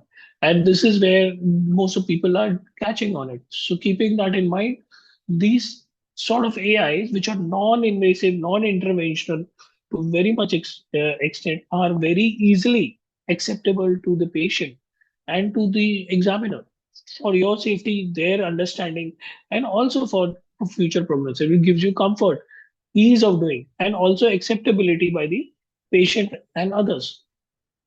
And the most important part, we have the predictive models for myopia control, where we can put the data values, data sets for anterior axial length, anterior corneal curvature, posterior, and we can certainly get a predictive values for what will be the expected rise in or increase in myopia over a period of time. How can we control it? Which is the modality. It gives you a predictive model. So these are the few things which you need to understand. Personalized and adaptive learning. We have to understand that this is an important factor which I have seen, that artificial intelligence and machine learning and all those cumulative suitors, we keep it in mind, help us to identify our weak areas. I am out of the race if I don't know how to treat dry eye with latest modalities, which are in optometry management. I am out of the sync when I don't know how to control myopia by using safer options. And even education and guidance is equally a part of it. So this identifies my weak areas. I do my SWOT analysis and I try to come over it and try to adapt it in real time. So this gives me a glaring example. It tells me my defects. It tells me what are my shortcomings. This is where I've seen endpoints, so I get convinced. So it is very much applicable for students as well and practitioners. And it gives you 24/7 support, which is very important. I get up at 12 o'clock in the night and suddenly I realize that probably I have a lecture tomorrow and I'm not prepared for it. So I quickly log on to that and try to get quick points, the bold points, what I have to speak on. And it helps you to make your question answer. Everything is so simplified. Only thing what you have to keep in mind is, which I will be telling you later, is the authenticity and also the biasness, also the ethical reasons, because you're getting information from somewhere which may not have taken the permission for you to take it. So this is where there are certain shortcomings, which I'll be telling. It also helps in tracking your clinical tasks. So what we have done in our institute here in India is that we have introduced AI in our bachelor's and master's as well. Though it's a very short time, 16 hours program, but it is taught by a combination of people from School of Science and Technology. And we have our own optometry clinicians who are well adapted to understand and probably tell us the real facts, how they're using some instrumentation, for example, memometry, for example, using a handheld analysis for optomed, for finding out the refractive errors, also using some other techniques which are used for doing primary screening for the diabetic retinopathy gradings. So all those are integrated, which makes the teaching more productive, more outcome based, and also integrates the new thinking as well as applicability applications for the future practitioners. It also we try to compare using these sort of things for comparison. And also dry eye is a very important factor now. So there are a lot, like we have DR grading, that is diabetic retinopathy graders. We also have now dry eye condition graders, where we can validate, we can see, and we can grade the grade 1, grade 2, grade 3, and on which layer of the tear film is affected. So these are also used for tool validation, which is very important, and also for bias audits, which are important for your communication as well as for your research. So here is a certain drills which we have started, and this is basically to see. Suppose I give our students to grade a proper mild dry eye condition, which I have seen in my fellow student. So I'll be setting up those set of 5 students and asking them to grade according to their visual understanding, their understanding of that particular subject, and they are going to give me these grades, and then I will be putting that in one of my own. First, I will be validating myself according to my clinical experience and knowledge. And then we can use AI, which are paid AIs programs. They are not available free right now, which will be able to classify and also give them the outcome analysis for that. So this is where we can think of getting people to get involved and understand their limitations, their knowledge, and their progression in other ways. This is also very important for ethical roundtables, where we can always put and say, this is a study which I want to do, and I want to know whether this will have clinical, ethical implications in a particular scenario. We can give an example of doing color vision test or finding out the color vision defects, or we can try to find out people with ARMD, or we will try to find out people with defects which are temporary. Maybe we can talk about toxic amblyopia. We can talk about toxic conditions which affect the macula for its amaurosis fugax, which is a temporary condition due to some intoxication to methanol. So all those things can be put, and we can know that keeping law, ethics, and society together, are we able to do this in particular scenario, or there will be hurdles. So all those things can be done keeping in mind the amount of data which is there in the machines, which is being given, as very rightly told by the first speaker here, that we are feeding the AI with our own knowledge, but we do not know how to retrieve it. So this is how it helps us to retrieve it at the right place, at the right time, and at the right point, pinpoint outcome. So this will help us to do better. So we can do translate models as well, where we can do our risk score analysis and prediction, odd ratio and others, which will help us to focus on our management plans, also add research outcomes for better outcome analysis as well as results. So here is the main thing which you have to keep in mind. These are not whatever the reasoning, whatever the outcomes are there, they're just a gist of all the data which so many researchers, academicians, clinicians have put through papers, their publications, their presentations, even the books are there. But these are not graded. They are not being certified by many people. Though you have to consider that these references, these data which you are taking are supposed to be kind of a information which you'll be using in good faith, but then you need to have a validation for that. Like you have validation for your questionnaire, you have validation for your protocol, your performer. Same way, you have to do something which you have to take it. It requires justification for agreement and disagreement. You cannot say that this is what AI gave me and this is considered to be the whole and soul of anything. No, that is not what we say. There was a case.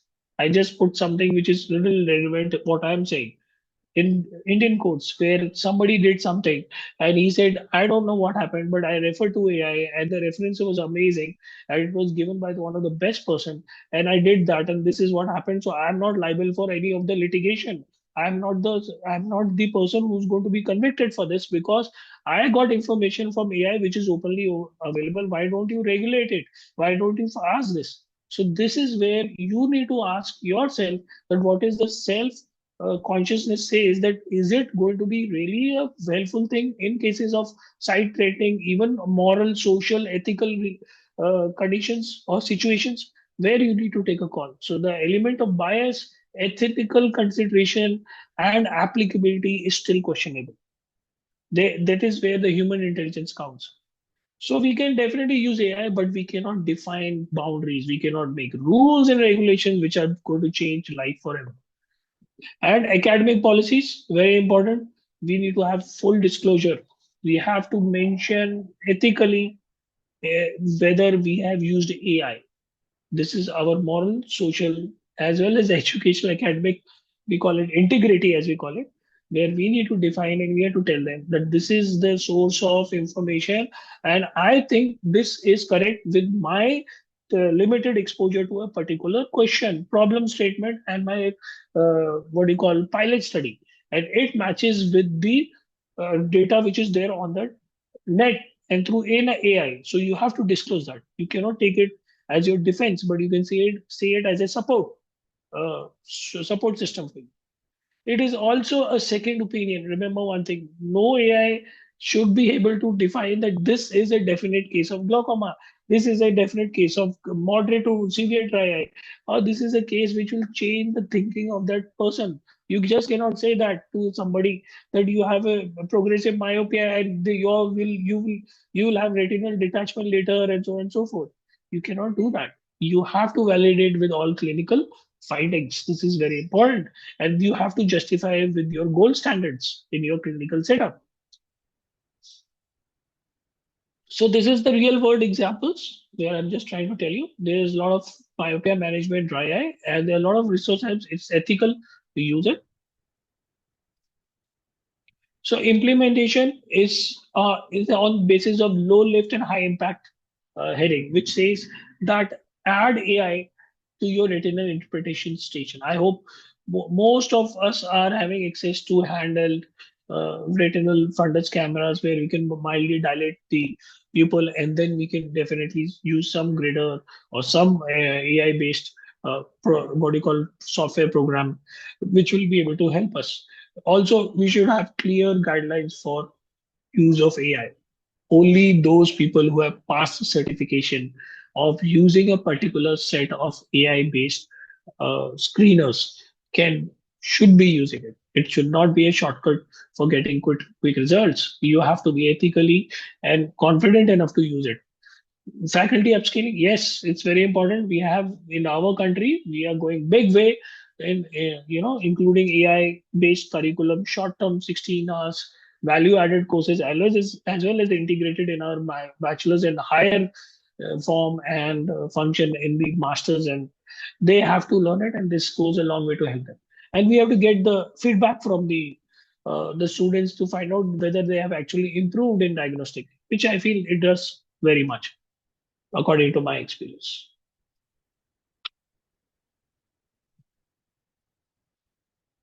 Am I stuck now? I think. Yeah, now it's going. So what are the risks? As I was saying, the shortcomings are, which is very important. This is one of the most important slides of this presentation. We tend to over rely. This is a human nature. When we can get our things done very swiftly, in a shortcut, in a jiffy, we tend to overrule our logic. We tend to rely on dependent. We get totally dependent on what is there on AI and the information. So we tend to be biased. We tend to be judgmental. We tend to be prejudiced towards what is there, and that is not the way it is. We are humans. We have to have emotions. We have to have empathy, sympathy. We have to have moral, social, economic, academic, every integrity is there should be there. That should define your outcome, not that whatever a set of rules and regulations which has been given by an artificial source or machine learning will define your decision. So this is where you tend to become a monkey rather than being a highly evolved human being. So this is where you're not supposed to do. You can take it as a starter point, but not as an end point. And also, there's a lot of bias. What I feel inside that, if I am run by a particular organization, XYZ, say Microsoft or some XYZ, I will tend to give you my information, which is more biased toward that organization. I'm going to give my leads related to some that particular organization, big organizations, Google, so on and so forth. So obviously that biases has to be there. So you have to remove that bias. That is also going to be there, and you have to do multiple scannings for putting the same research problem statement in different AIs and do your independent research. Privacy is a very big question, because we don't know whatever we say, whatever we do, even for this matter, whatever I'm saying now, it's been recorded. I don't know. It is Zoom. It's perfectly right. It is VSA. It's perfectly okay. I have faith in you guys. But the point is that it can be leaked, it can be disseminated, and it can be going against my whole intention of delivering my talk on. So it can be used against me. It can be used for me. It can be modified, and it could give a different outcome or a message. So that is also another thing. So privacy is a very big. It can be stolen. Anything can happen on digital store, or we call it cloud. So integrity in assignments, yes, we have to disclose. As I said before, you have to tell that this is AI informed decision. It is informed, and the data has been taken from it. Patient communication, very important. You have to be very sure that AI is AI. I am a human. I'm there to diagnose or detect you, but the final thing will be only after a set of gold standard examinations or screening procedures. That is very important. Clarity, simple language, very important with AI, because it helps us to give them, AI helps us to convert the languages in real time. Whatever my own patient doesn't understand English, I speak in my colloquial language, which helps me to convey to them in a proper way. Yes, it's a great help for me. And also, it also helps me to get the consent from the patients as well as in their own language, which makes my life much easier and more safer. So conclusion, next steps, the takeaways: AI enhances exposure. It sharpens our diagnostic skills. It builds my confidence. It makes me more sharp and happening, because I'm learning something new. I'm more confident, and I'm trying to help people in this case also, and myself also. And what is the next step? I would suggest for everybody, select two or many, which we are doing here in Myopia and Dry Eye. We run a lot of camps here where we try to get the selective, or we isolate the people with mild to moderate and severe. We do detect other diseases. So you do that, and then you put those signs and symptom recording sheet in one of your AIs, which you can get it online. I'll share some of them in my. I hope the audio comes out, which was there. I did it in presentation now, and then you can share your findings with your faculty, and also try to scale it, which is very important. Sharing is caring, and that is how you gain knowledge, and you gain and you spread knowledge. I'm not sure how will this work, but I did, Kristi, I don't know. This I shall be able to play this. Yeah. So let's keep I think I'll have to change my input here. Okay. Give me a sec that I'll have to say. Let's play this. Sure. Oh, it's not working. So guys, this is a small video which I had taken from YouTube, and I'm acknowledging that it tells you that machine learning and NLP are the auto-refractometer, autokeratometer, and similarly OSD are very much common on these bases. And they definitely help us to make comfortable with the patients. They become comfortable as well as we get faster and accurate results. That is the first video which got over. This is something which I wanted you to go through. There are the tools which I have got it, and this is called Google DeepMind, which is AI based, which you can get it through Google if you are a professional guy who can also get that through some other person.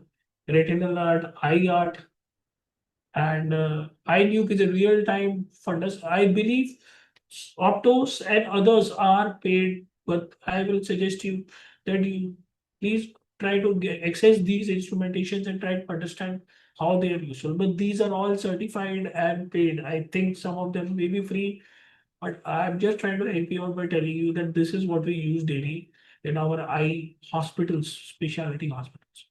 So I will be sharing this presentation with them. You can ask the properties with VSA. They are the people to decide whether they can share it with you. But definitely, these are the things which I want to. Okay. I hope there's another slide. These are my references. I find this site very, very useful. I strongly advise you to refer this. And it's a free access. I attend this seminar. It's a US-based company, Eyes on Eye Care. I strongly advise you and suggest you that please refer this for your future latest developments and also on AI. So I found it very comprehensive and resourceful for me. Then this information present, we don't have any education. It's only education purpose. We do not have any interest with the links or references. And that's for free. Thank you so much for listening and wishing you a very happy World Sight Day. Thank you so much, Professor Veshal, for your expert take on artificial intelligence and how it has been contributing in the sector of eye care. Yeah. Floor is now open to our audience for sharing your questions to be addressed in the Q&A session. Meanwhile, I'll post the questions that we recorded before. Sure. So we had a question. Do you think relying on artificial intelligence diagnostic than human skills, especially for early clinicians or researchers, won't limit the human experience or skill? No. So just wanted to add that key. This is made by the humans. The information which is with the artificial intelligence is by the humans for the humans. So definitely you need to have a discretion on what is the outcome, what is the actual outcome, but you don't have to see it with a suspicious eye. As they say, and let me put it once more, if you are not going to learn AI, learn how to use AI, AI will use you.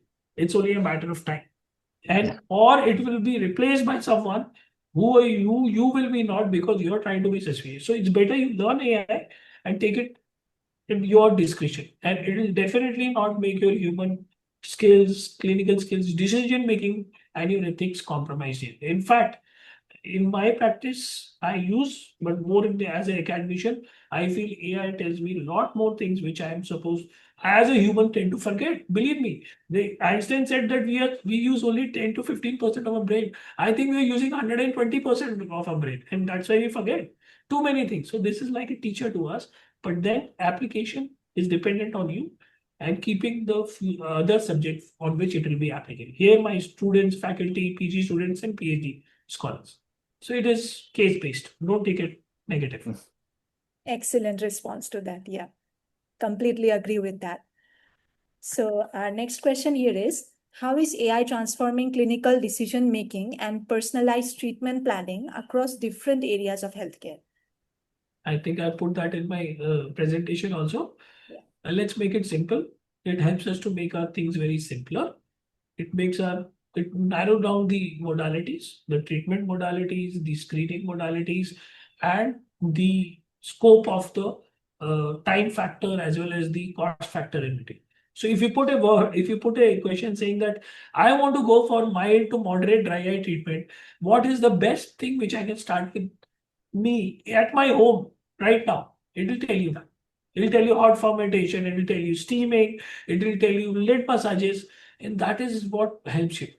I mean, I think it is a great thing, but it will tell you something odd also, that don't do this and do that. I don't know how much the temperature, 16 degrees is what should be the temperature. You cannot put boiling water on your eyes or towel in that. All those things you have to take a discretion, but then it will answer to that if you're careful. And yes, it does help in doing the minimization of bias. It helps in minimization of contraindications. It helps in minimization of many other factors which can cause problem. So it is useful. Okay.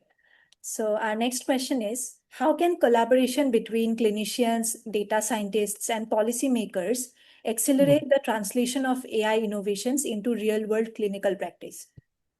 I think without these people, the engineers, the data scientists, I don't think so we would have devised the what do you call this sort of AI-based engines, search engines, and modalities.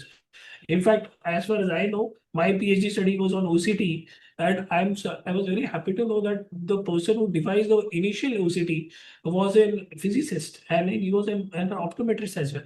So initial models of OCT, that is ocular coherence tomography, sorry, that was devised by the combination of physicist and optometrist.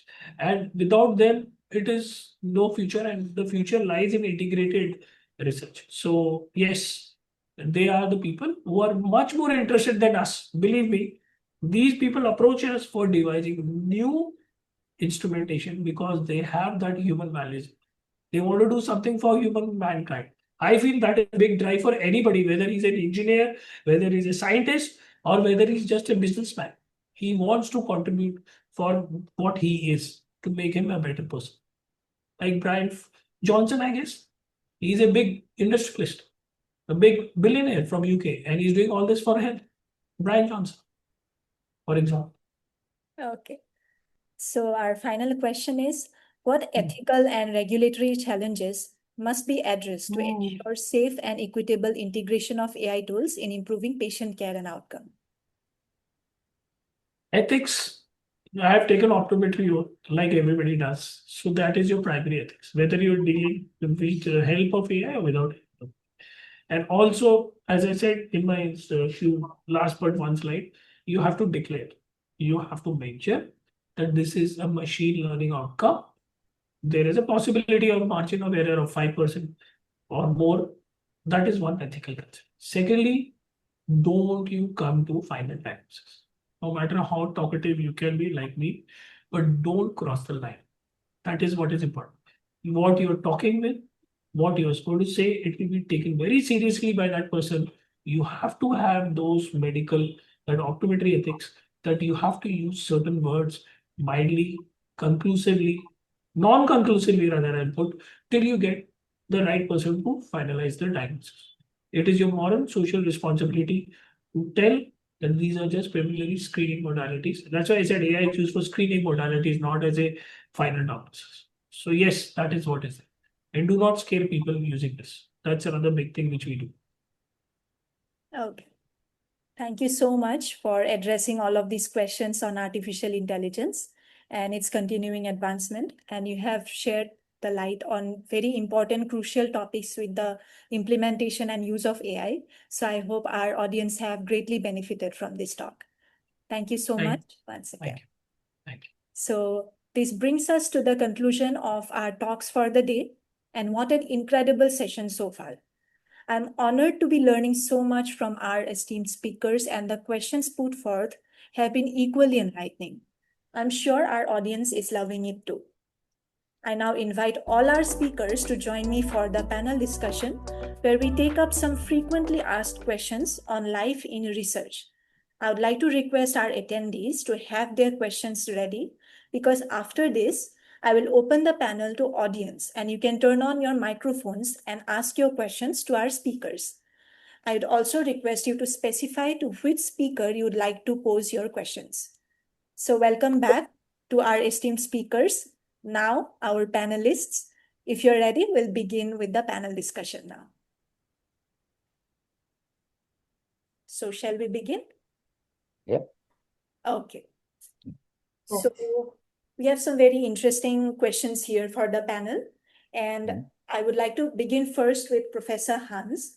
So if you could share on this question, what should we look for when choosing a PhD supervisor, advisor, or a mentor? What are the points, like positive or any negative points, that we should watch out for? So if you look for, so if you're a PhD student, you must pursue as a career and as who's will be a good supervisor. Okay. First of all, it must be. I think a good solution would be to see if you fit in a team. So it's not one person who can supervise you.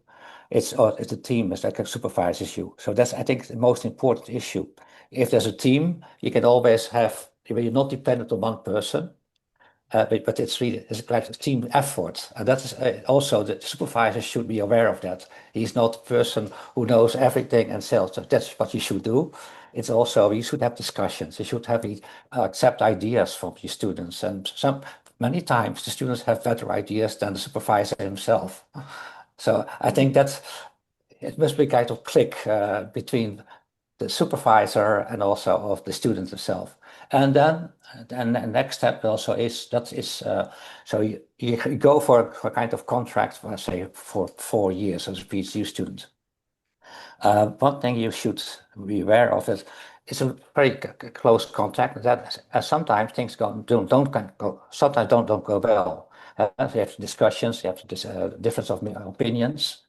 So there should be also an independent person or a team person the student can go to, and that's something we have arranged in the university.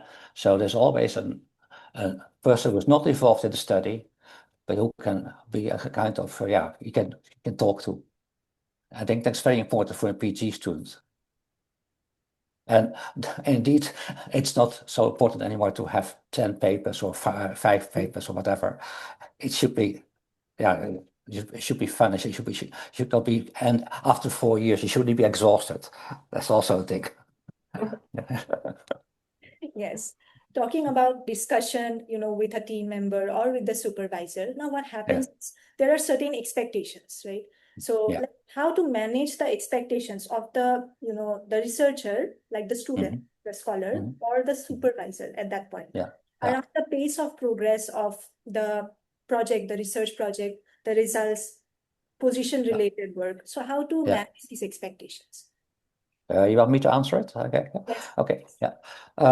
So we set up a set of rules, very clear, specific rules, but just by the university itself, as I said, as an independent person. But also there are agreements set up at the beginning, at the onset of the study. So when you start your contract as a PhD student, there's also annually there's a kind of evaluation, and every year so you evaluate, and again. If there's a discussion in the discussion between what should things go wrong or not, there's an independent person also who can intervene. So it's something you have to set up as an organization also, and not leave it to the supervisor.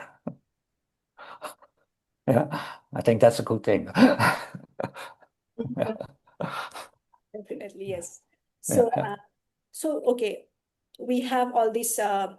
Managing expectation or discussion and everything. But when a student is like thinking about, okay, I'll step into the domain of research now. So, deciding the niche can sometimes become a challenge for certain students. So how should we go about deciding or developing a research niche to work on early on in our career, while balancing trying things out, learning broadly as well? Yeah. I think that's a difficult thing.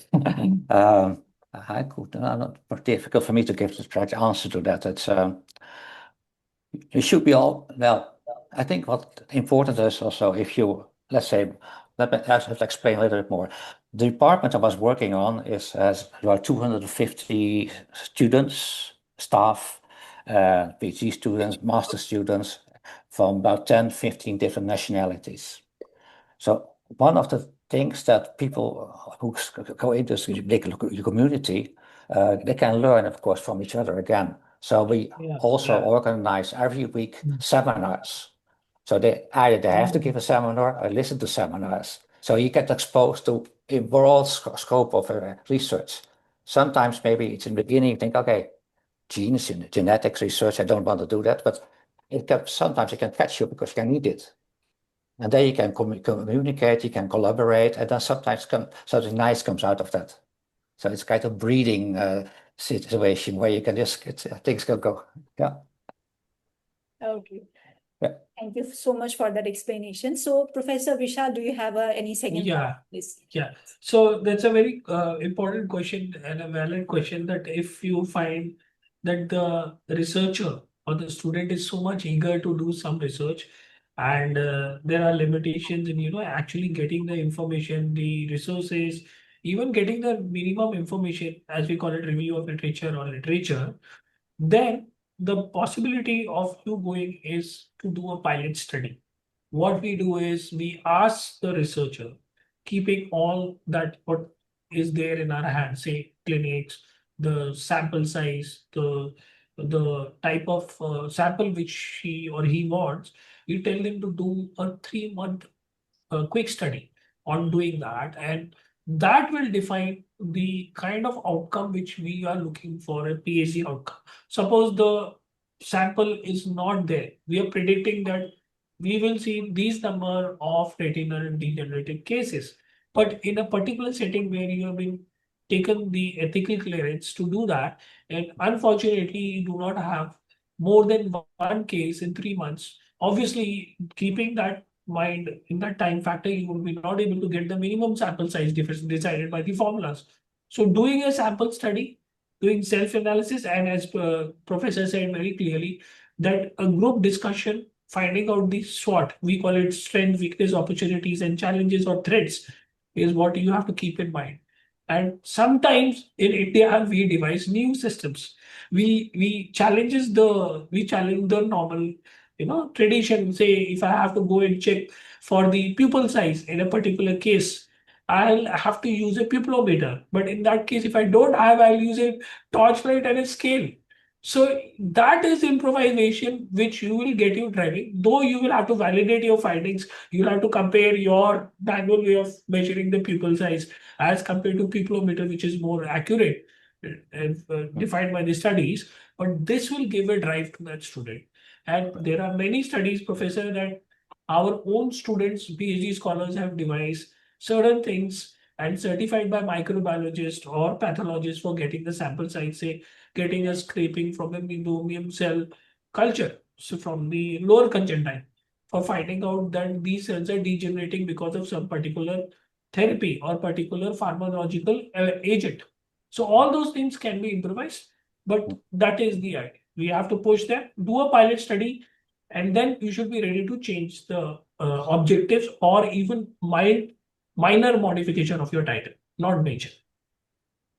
Thank you. Very well explained that one. But as you mentioned about literature review here, so the next question is exactly on that actually. So, like writing a literature review might sound easy, but it isn't.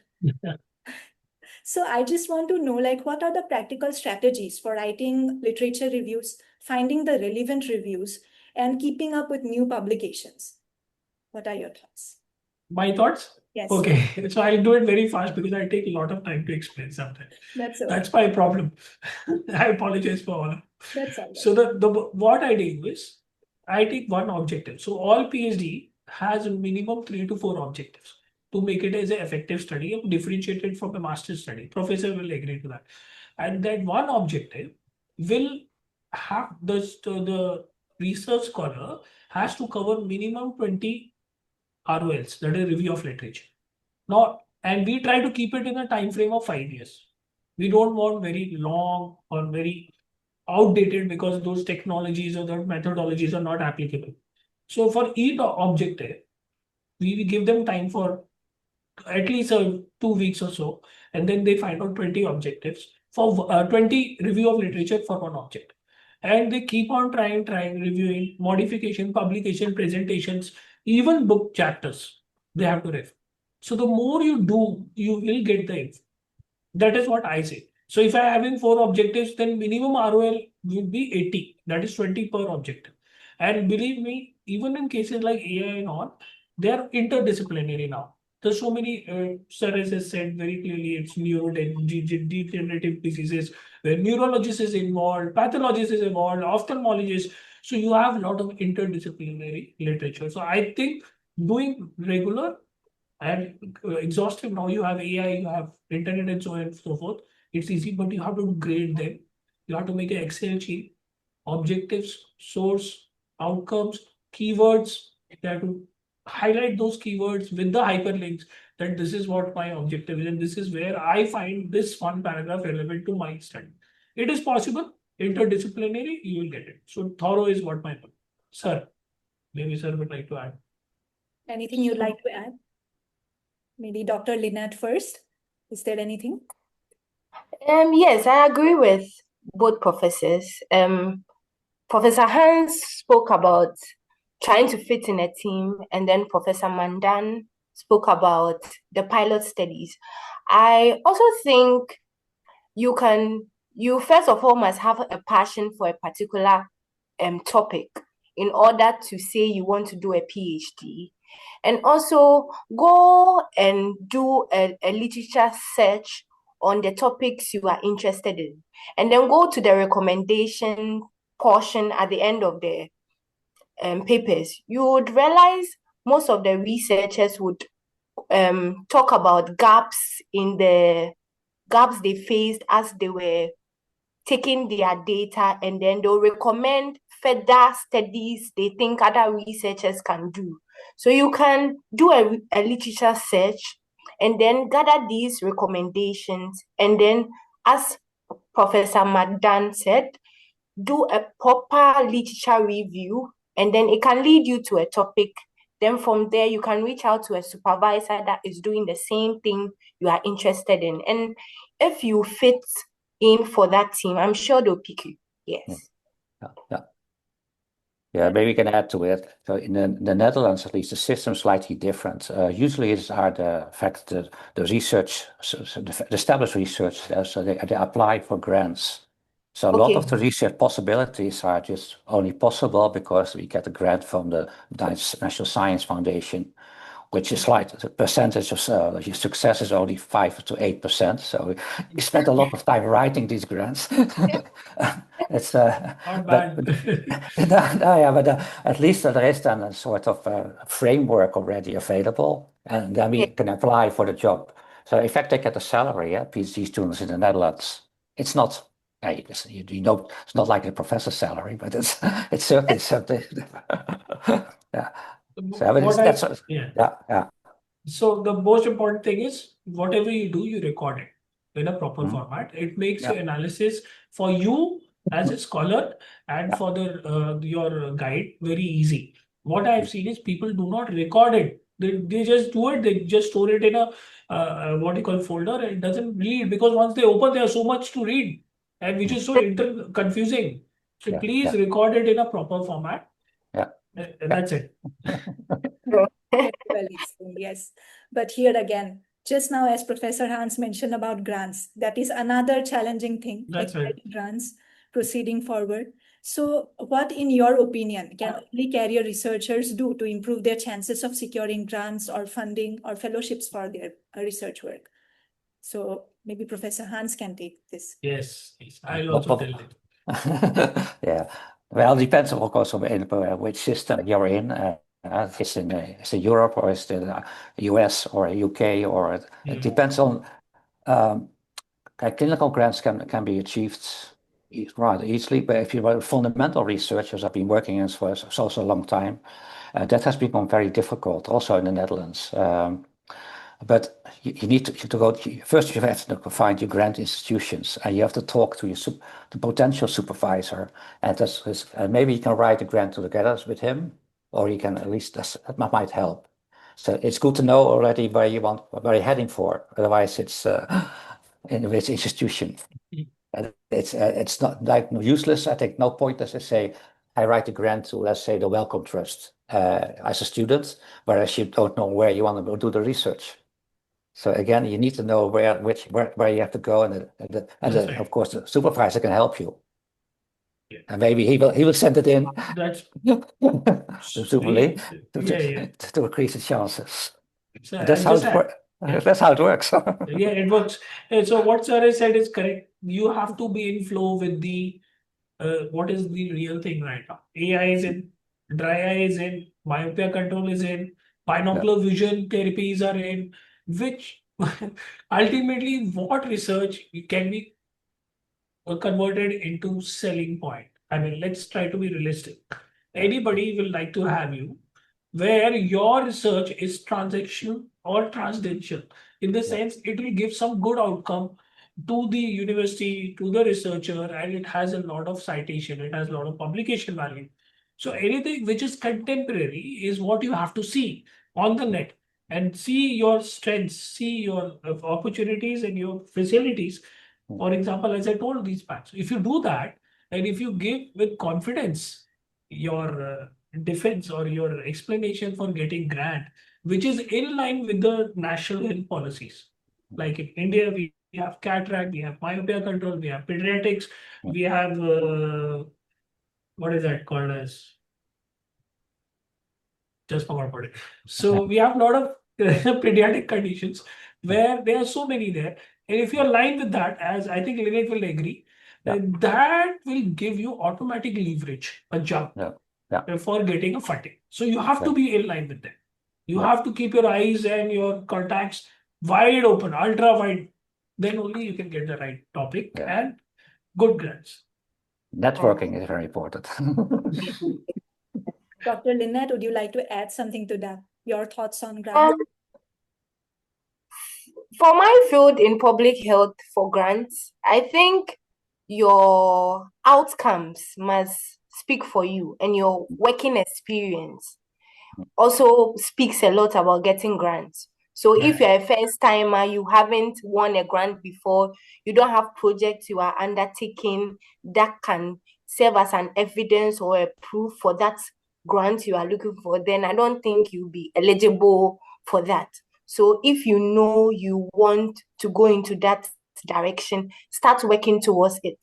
So for instance, this is an avenue for optometrists and eye care professionals joining us to reach out to any of the speakers they are interested in being their mentors, collaborate, and work towards whatever goal you want to set. Then you can, in 2 years or 3 years to come, you can be eligible for that grant you want. Yes. So I think your working experience also matters. And then the papers or whatever topics you are writing about should also be geared towards where you want to be. Don't just do any research anyhow. Just be focused on what you want to do. Yes. Thank you so much. But let's look into the worst case scenario now. If we are not able to secure the grants, okay? So how does one deal with that failure or the rejection? Like rejected papers or like not able to secure a grant, experiments not working out. So how do we deal with that? Keep going. No, I can tell you even now. I think the last paper I was as co-author is going to appear, I think, in the next coming weeks or so. It's still on the, but it took about 3 to 4 years. With about 10 revisions, everything.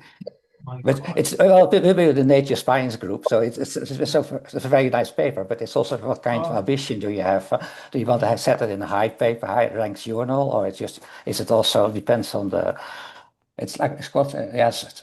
Somebody called it once kind of like in a shark experience. So you're eaten by you send in a paper, then it's rejected, then you send it to another layer and another layer. That's how it works sometimes. There's nothing about quality of the paper, but sometimes, some journals only accept 5%, 2% of the thing what they get sent to them. So that's also an issue. That's this, but this a tough world. I can tell you. I think the guide has to play a very big role here. So your primary supervisor has to be good. So I put it like that. The success of the PhD scholar is also dependent on how well connected, networked, resourceful, influential is your guide, and in ethical way. I'm not saying unethical, because there are a lot of unethical ways where paid papers and there's no academic research integrity. I agree to that also, but then you have to think out of the box. So I would put to her question on anybody who is asked, you need to choose your guide. He's like your parent. He can depress you, he can discourage you, he can promote you, he can motivate you, and he can probably break you and also make you. So it's everywhere he's just like a parent to you. So you need to understand that. So if you don't take your proper guide, who doesn't have time for, I mean, in India, we are overworked, sir. We are too much is over. We work 12 hours a day, to be very honest. In fact, everybody will every work. So the point what I'm trying to say, if he doesn't have time for his own way of, thinking and helping you, which is a diode, which is a very important trait for any researcher as a primary supervisor, you should be able to choose your guide. It is not late to change your guide, because it will be a bad experience to you. And if you have a better guide, apply for better guide. Ask the guide, sorry, I don't think so. We see eye to eye and we should change it. At least in India, we do that because it is a very good thing to have a clear path ahead of you rather than having obstacles in all. I don't know what Lynette will say regarding that. The Professor Madan, how will you even know your supervisor is going to break you or make you? That's also another question. Oh, you have God. Yes. I didn't mean it in literal sense. I just meant to make you work hard. That's what I meant. I get it. But I think I think also you can also reach out to supervisors. They are students. Students they are supervising. You can reach out to them on LinkedIn and ask them how the supervisor is. Exactly. So you know how he is. So once they give you a heads up, you know whether to go ahead or not. Yes. That would also help. I think that's just. This is such a great discussion that it can just keep continuing. Run out of time. I'll just ask one last question before I open it for the audience. So, as mentioned by Professor Veshal, that we just overwork. We tend to overwork every single day. My God. Yes. So, what are some tips for maintaining a healthy work-life balance, avoiding burnouts, and looking after our mental health while we pursue our career? So maybe we can start with Dr. Lynette in this one. Hello, can you come again? Yeah. What are some tips to maintain a healthy work-life balance, avoiding burnout, and taking care of our mental health while we pursue our career? Okay. Definitely you are going to have a burnout because just by being a clinician or a researcher, you are always behind your laptop reading. Once you start not putting in the work, you realize your counterparts are just moving and then you are standstill. But I would advocate that you get a hobby. Probably play tennis, go for walks, exercise. Have that in your schedule as an optometrist, a researcher. Incorporate that into your activity and have people you can talk to. Sometimes you don't know you're mentally depressed, but then you are. Your mannerisms, and then you always are tired. You are tired, even after having a good night's sleep. Those are cues to know you are tired. You are stressed. So have people to talk to. You can talk about what you are facing at work. They will encourage you. And then even though they are not expertise in our field, but they'll give you one advice or the other that you can take to also help you. So take up hobbies, very important, and then exercise and have people to talk to. I think this will go a long way in helping you out. Can only completely agree with that. It's that's why you need. That's why if you work in a team, it's easier sometimes because then the students can also talk to each other and without the supervisor, of course. Professor Veshal, do you have anything to add to that? If I start, I'm not going to stop. So I'll just add one thing here. Sure. That you need to be selfish. You cannot be always giving. You have to keep your priorities. For me, after 27 years of teaching in academics, I would put my health is first, and that includes my mental, social, and physical well-being. That is the definition of health. That includes my family, which comes first. Second is my work, and you have to burn. Whether you burn for your personal reasons, whether for professional reasons, only you will shine like a diamond. Any coal is put under pressure and heat, and then only it turns into a diamond. And that is what I've learned over my years in Shankar Netralaya, which has given me my founding principles. So if I had learned in a hard way, in an ethical, professional way, no bad moments and no bad events and such, that is the keeps you going longer. And we can do it. I'm telling you, human endeavor, human endurance is so high that we always underestimate each other. But as Lynette said very clearly, your mental health is very important. It is a mental health first, which should be positive, optimistic. As an optometrist, to be very positive about what you do. That goes a long way. There's always going to be a day after a night, or a bad day and a good night, or a good night and another good day back again. So you always have to be positive. And it works out, at least for me. Okay. Thank you so much then. We'll wrap up my questions here. And now open the floor to the audience. If any of our audience have any question from any of our speakers, you can please turn on your microphones and you can introduce yourself, pose your question, and also mention to which speaker you are posing your question. If anybody has anything, you can speak now. I also received one question for Professor Veshal.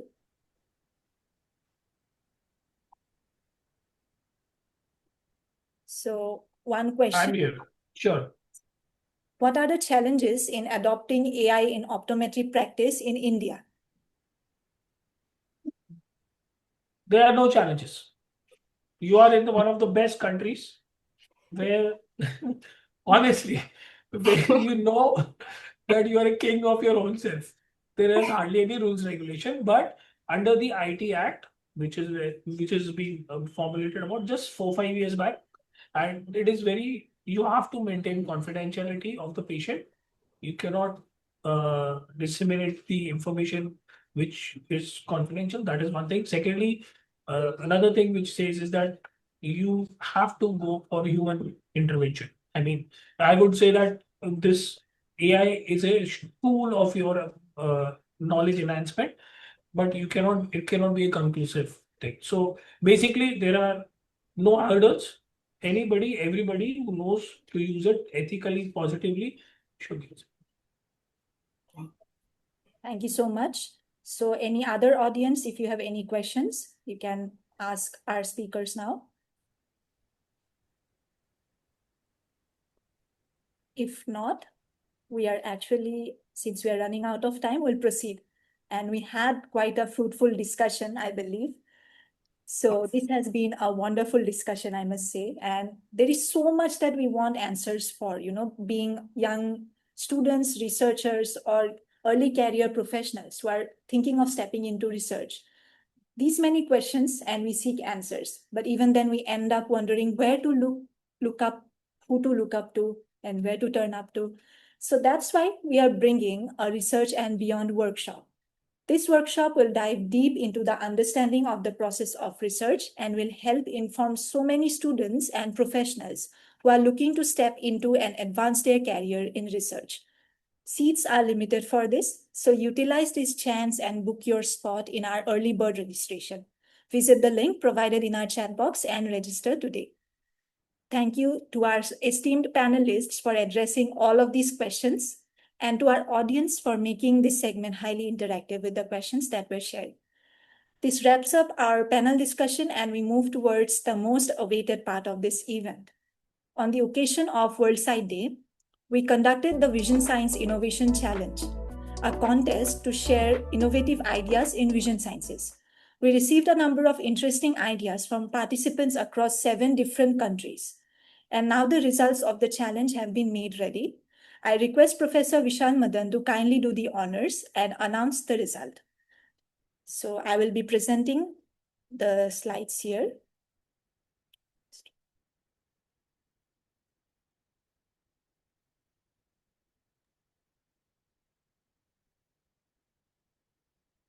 Is my screen visible? Yeah. Okay. So first we have for the student category.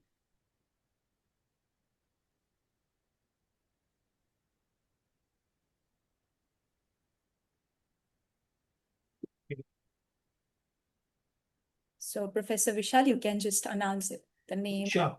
Yes. So the runner-up is Singh. Congratulations. And the title is Myopia Tracker mobile app.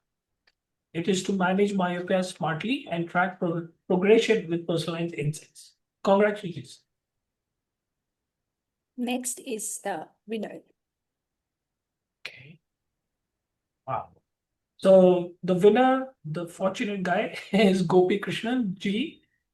And the title is interesting: Beyond Red and Green, Inclusive Duochrome for Color Vision Deficient Patients. Congratulations. We move on to the professional category. Sorry. And here is the runner-up. Okay. The runner-up is Dr. Ishuki Shimuzi Zhu. Okay. And the title is Smart Eye Camera, Smart Slit Lamp for Tele Anterior Segment Screening. And SK Shimizu. Thank you. yeah, I'm sorry. Actually, okay. And No, it's a Japanese name. It's hard to pronounce. Please don't worry about it. Yeah, that's okay. I apologize. So the title is Smart Eye Camera, Smartphone Slit Lamp for Tele Anterior Segment Screening and AI Assisted Triage. Congratulations. Thank you. This is the winner. Yeah, the winner is Sharmila AG. The title is AI Integrated Blue Light Adaptive Lenses for Personalized Visual Protection. Congratulations to you also. Finally, we have a special mention award as well. Okay. Yeah, the special mention award goes to Siddiqa Fatima. The title is Smart Intraocular Chip for Continuous Monitoring of Intraocular Pressure. Congratulations. So that's all. Congratulations to all the winners, and thank you, Professor Veshal Madan, for doing the honors. Pleasure is mine. So now I would like to request the winners to just speak for 1 minute your experience as winners. So first I will be calling Gopi Krishnan ji, winner in the student category, to share your experience. Over to you, Gopi. I guess Gopi is not here right now. We'll move on to the runner-up, Varsha Singh. Varsha, can we have you? Yeah. Good evening, all. Good I'm evening. feeling really honored to be selected as the runner-up for this. And very thank you to Vision Science Academy for always giving us platform to showcase our talent. Thank you so much.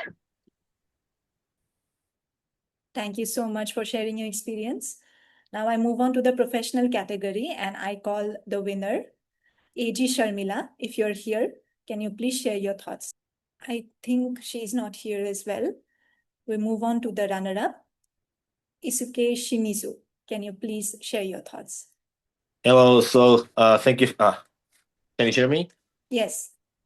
Okay. So thank you very much for selecting me as this wonderful awards. We're very happy to know that, and to be pretty honored. Thank you so much for everyone. So our channels have been started in Japan, very small places, and we want to do collaboration study with the worldwide. We already have like 60 countries with the collaborators, but we want more because we want to prevent the blindness. And I think someone in this session, someone told that we have to prevent all the cataract, which we have to prevent. So that's what our aim is. So please, thank you very much, and I'm really, really happy for the future collaboration. Thank you. Thank you so much and congratulations. I can see Gopi Krishnan is present now. Gopi, since you are the winner in the student category, I request you to share your thoughts with us. There might be some technical issues. I move on to the special mention winner, Siddiqa Fatima. If you are here, can you please share your thoughts and few words? Thanks, all doctors. Good evening, all doctors. Here we are at evening.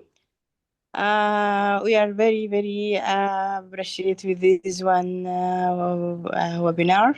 And so we are very, very, very, and this is very useful, and we are very, this is very benefits webinars. We are all always take good informations from all doctors that they are here. And so really am appreciate and warm thankful for all of you. Thanks so much. Thank you so much. Congratulations to all the winners. And thank you, Professor Veshal, for announcing the results. At the end, I now request Professor Hans to kindly share the closing note for the event. Over to you, Professor. Yeah. First of all, it has been very much big privilege to speak to you today on the importance of vision research. And as we have heard from different speakers, including myself, the vision is far from more than just a sense, a sensory organ. It is how we connect, how we learn, and how we experience the world. And as also we heard today, more than 1 billion people worldwide, for that connection is blurred or lost altogether. So there's a lot of people still have problems with vision sight. And so in this context, vision research is not simply a scientific pursuit. It's also global responsibility to stimulate health and also equality and progress of human community. So a lot of progress has been made, of course, in the decades, and also more is to come. But still, a lot of work has to be done, I think, and that's also became clear today. Artificial intelligence, AI, of course, is upcoming. New techniques, genetic approaches, also implants. A lot of things are happening. But still, if you look at the basic thing, you see that ocular diseases as cataracts, glaucoma, and retinopathy, and also uncorrected refractive errors are still the leading causes of blindness, especially in low and middle income countries. So we should not forget that, and I'll try to help there. And if especially in the more countries as well, but it's developed, and I say, the improved health organization conditions, as high survival rates of prematurely born babies, there are also new challenges. Cerebral visual impairments have come up, now the leading cause of visual problems in higher income countries. And myopia has become a major risk factor in children, not only in Europe or US, but also in China. Children look too long to the screen. I also have to warn continuously my own grandchildren not to look into the screen for more than so only very restricted. So vision doesn't simply restore sight, it also restores opportunity and socioeconomic well-being. And I will say that a lot of technology is that innovations are happening right now, but they're based on vision research. So we should be working on that and keep on going. And I think by investing in all this work, we invest not only in preventing blindness, but also enabling the human potential, that ensuring that everyone, everywhere has a chance to see and also to thrive. And I think that is the largest challenge that we're facing right now in this world. Thank you so much for your attention, and hope you had a good webinar, and hope you have a very good Vision Day. Thank you. Thank you so much, Professor Hans, for your kind words and your message to all of us. May I now request Dr. Lynette to share a few words on your experience at Evidentia and your message to the audience. Hi, everyone. This has been a wonderful experience, and I would encourage each and everyone here to go get their dreams. And if you are interested in vision research, it's an interesting field. And as Professor Hans and Professor Madan have mentioned, There are so many interesting, exciting topics in vision research. And even if you are interested in public health, I would tell you that in your own small way, as you interact with your patients in your clinics, in your hospitals, you'll find out there are a lot of issues going on with individuals coming to your clinic. And that is research there for you. You don't need to look out for a complicated research topic. Public health, it's more, if you are interested in, it's more about improving the lifestyle and well-being of individuals. So if you are interested, please reach out to any of the speakers and also collaborate with other people to enable you reach your goals. And I want to thank Vision Academy for the privilege to talk to this esteemed gathering. And then I've learned a lot from Professor Hans and Professor Madan. And I look forward to reaching out to them after this Zoom meeting. Thank you very much. Thank you so much, Dr. Lynette, for your words to the audience, and we are very honored to have you today. It has been a wonderful experience. I also request Dr. Veshal to share your thoughts and experience in this symposium. Okay, so first, believe in yourself. Very important. Believe in your ideas, whatever you're thinking. Let it be a practical idea. Tell it to your guide. Discuss among your peer group, and come back and listen to VSA's various symposiums. These guys are good, believe me. I met the guy who started this, Dr. Abhishek Mandal, and he's a very nice person. And he is from a very normal family. He's come up in a very big way, learned a lot of life lessons, how he's made up from this place to what he is now, and how he's contributing back to the community and society as a whole. So whatever you take, you give back to the community, the society. That is what is a quality research. As she said, Lynette, that the outcome which will move the social outcomes, which will move the people around who can benefit from poor people to even whoever the affected are, the disease, the needy, that will make a difference. And I believe everybody has empathy and we have still a lot of goodness in us. So always try to get your research question towards the outcome which will benefit at large, not you, but community as large. That is my ending thoughts. Thank you so much, Professor Veshal. Very nicely ended. I thank all our dear speakers for such a beautiful session.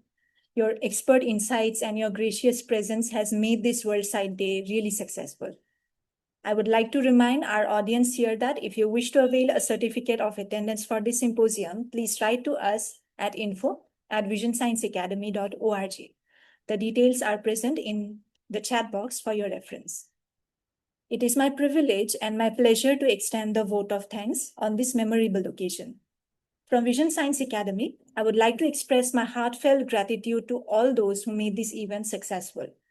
First and foremost, I would like to thank our speakers, Professor Dr. Hans Steen, Dr. Lynette Delali Amematekpor, and Professor Dr. Veshal Madan for gracing the occasion with your presence and sharing your inspiring words. Your insights and encouragement have truly enlightened and motivated us. Thank you so much for joining. A sincere thank you to our storyteller, Sepideh Zadeh, whose constant support has added value to this event. Our gratitude also goes to all the wonderful audience whose participation and interaction made today's event enriching and meaningful. Thank you for your attention, enthusiasm, and participation. Your presence has added warmth and energy to this gathering. I take the privilege to invite you all once again to register for Research and Beyond workshop coming up in January 2026. Visit the link provided in our chat box to learn more and book your spot in this global workshop in research. Once again, thank you all for being part of this event. Let's carry forward the inspiration that our speakers have shared with us and the spirit that we have shared today in this symposium. Thank you and have a great day ahead. A happy World Sight Day 2025. Thank you.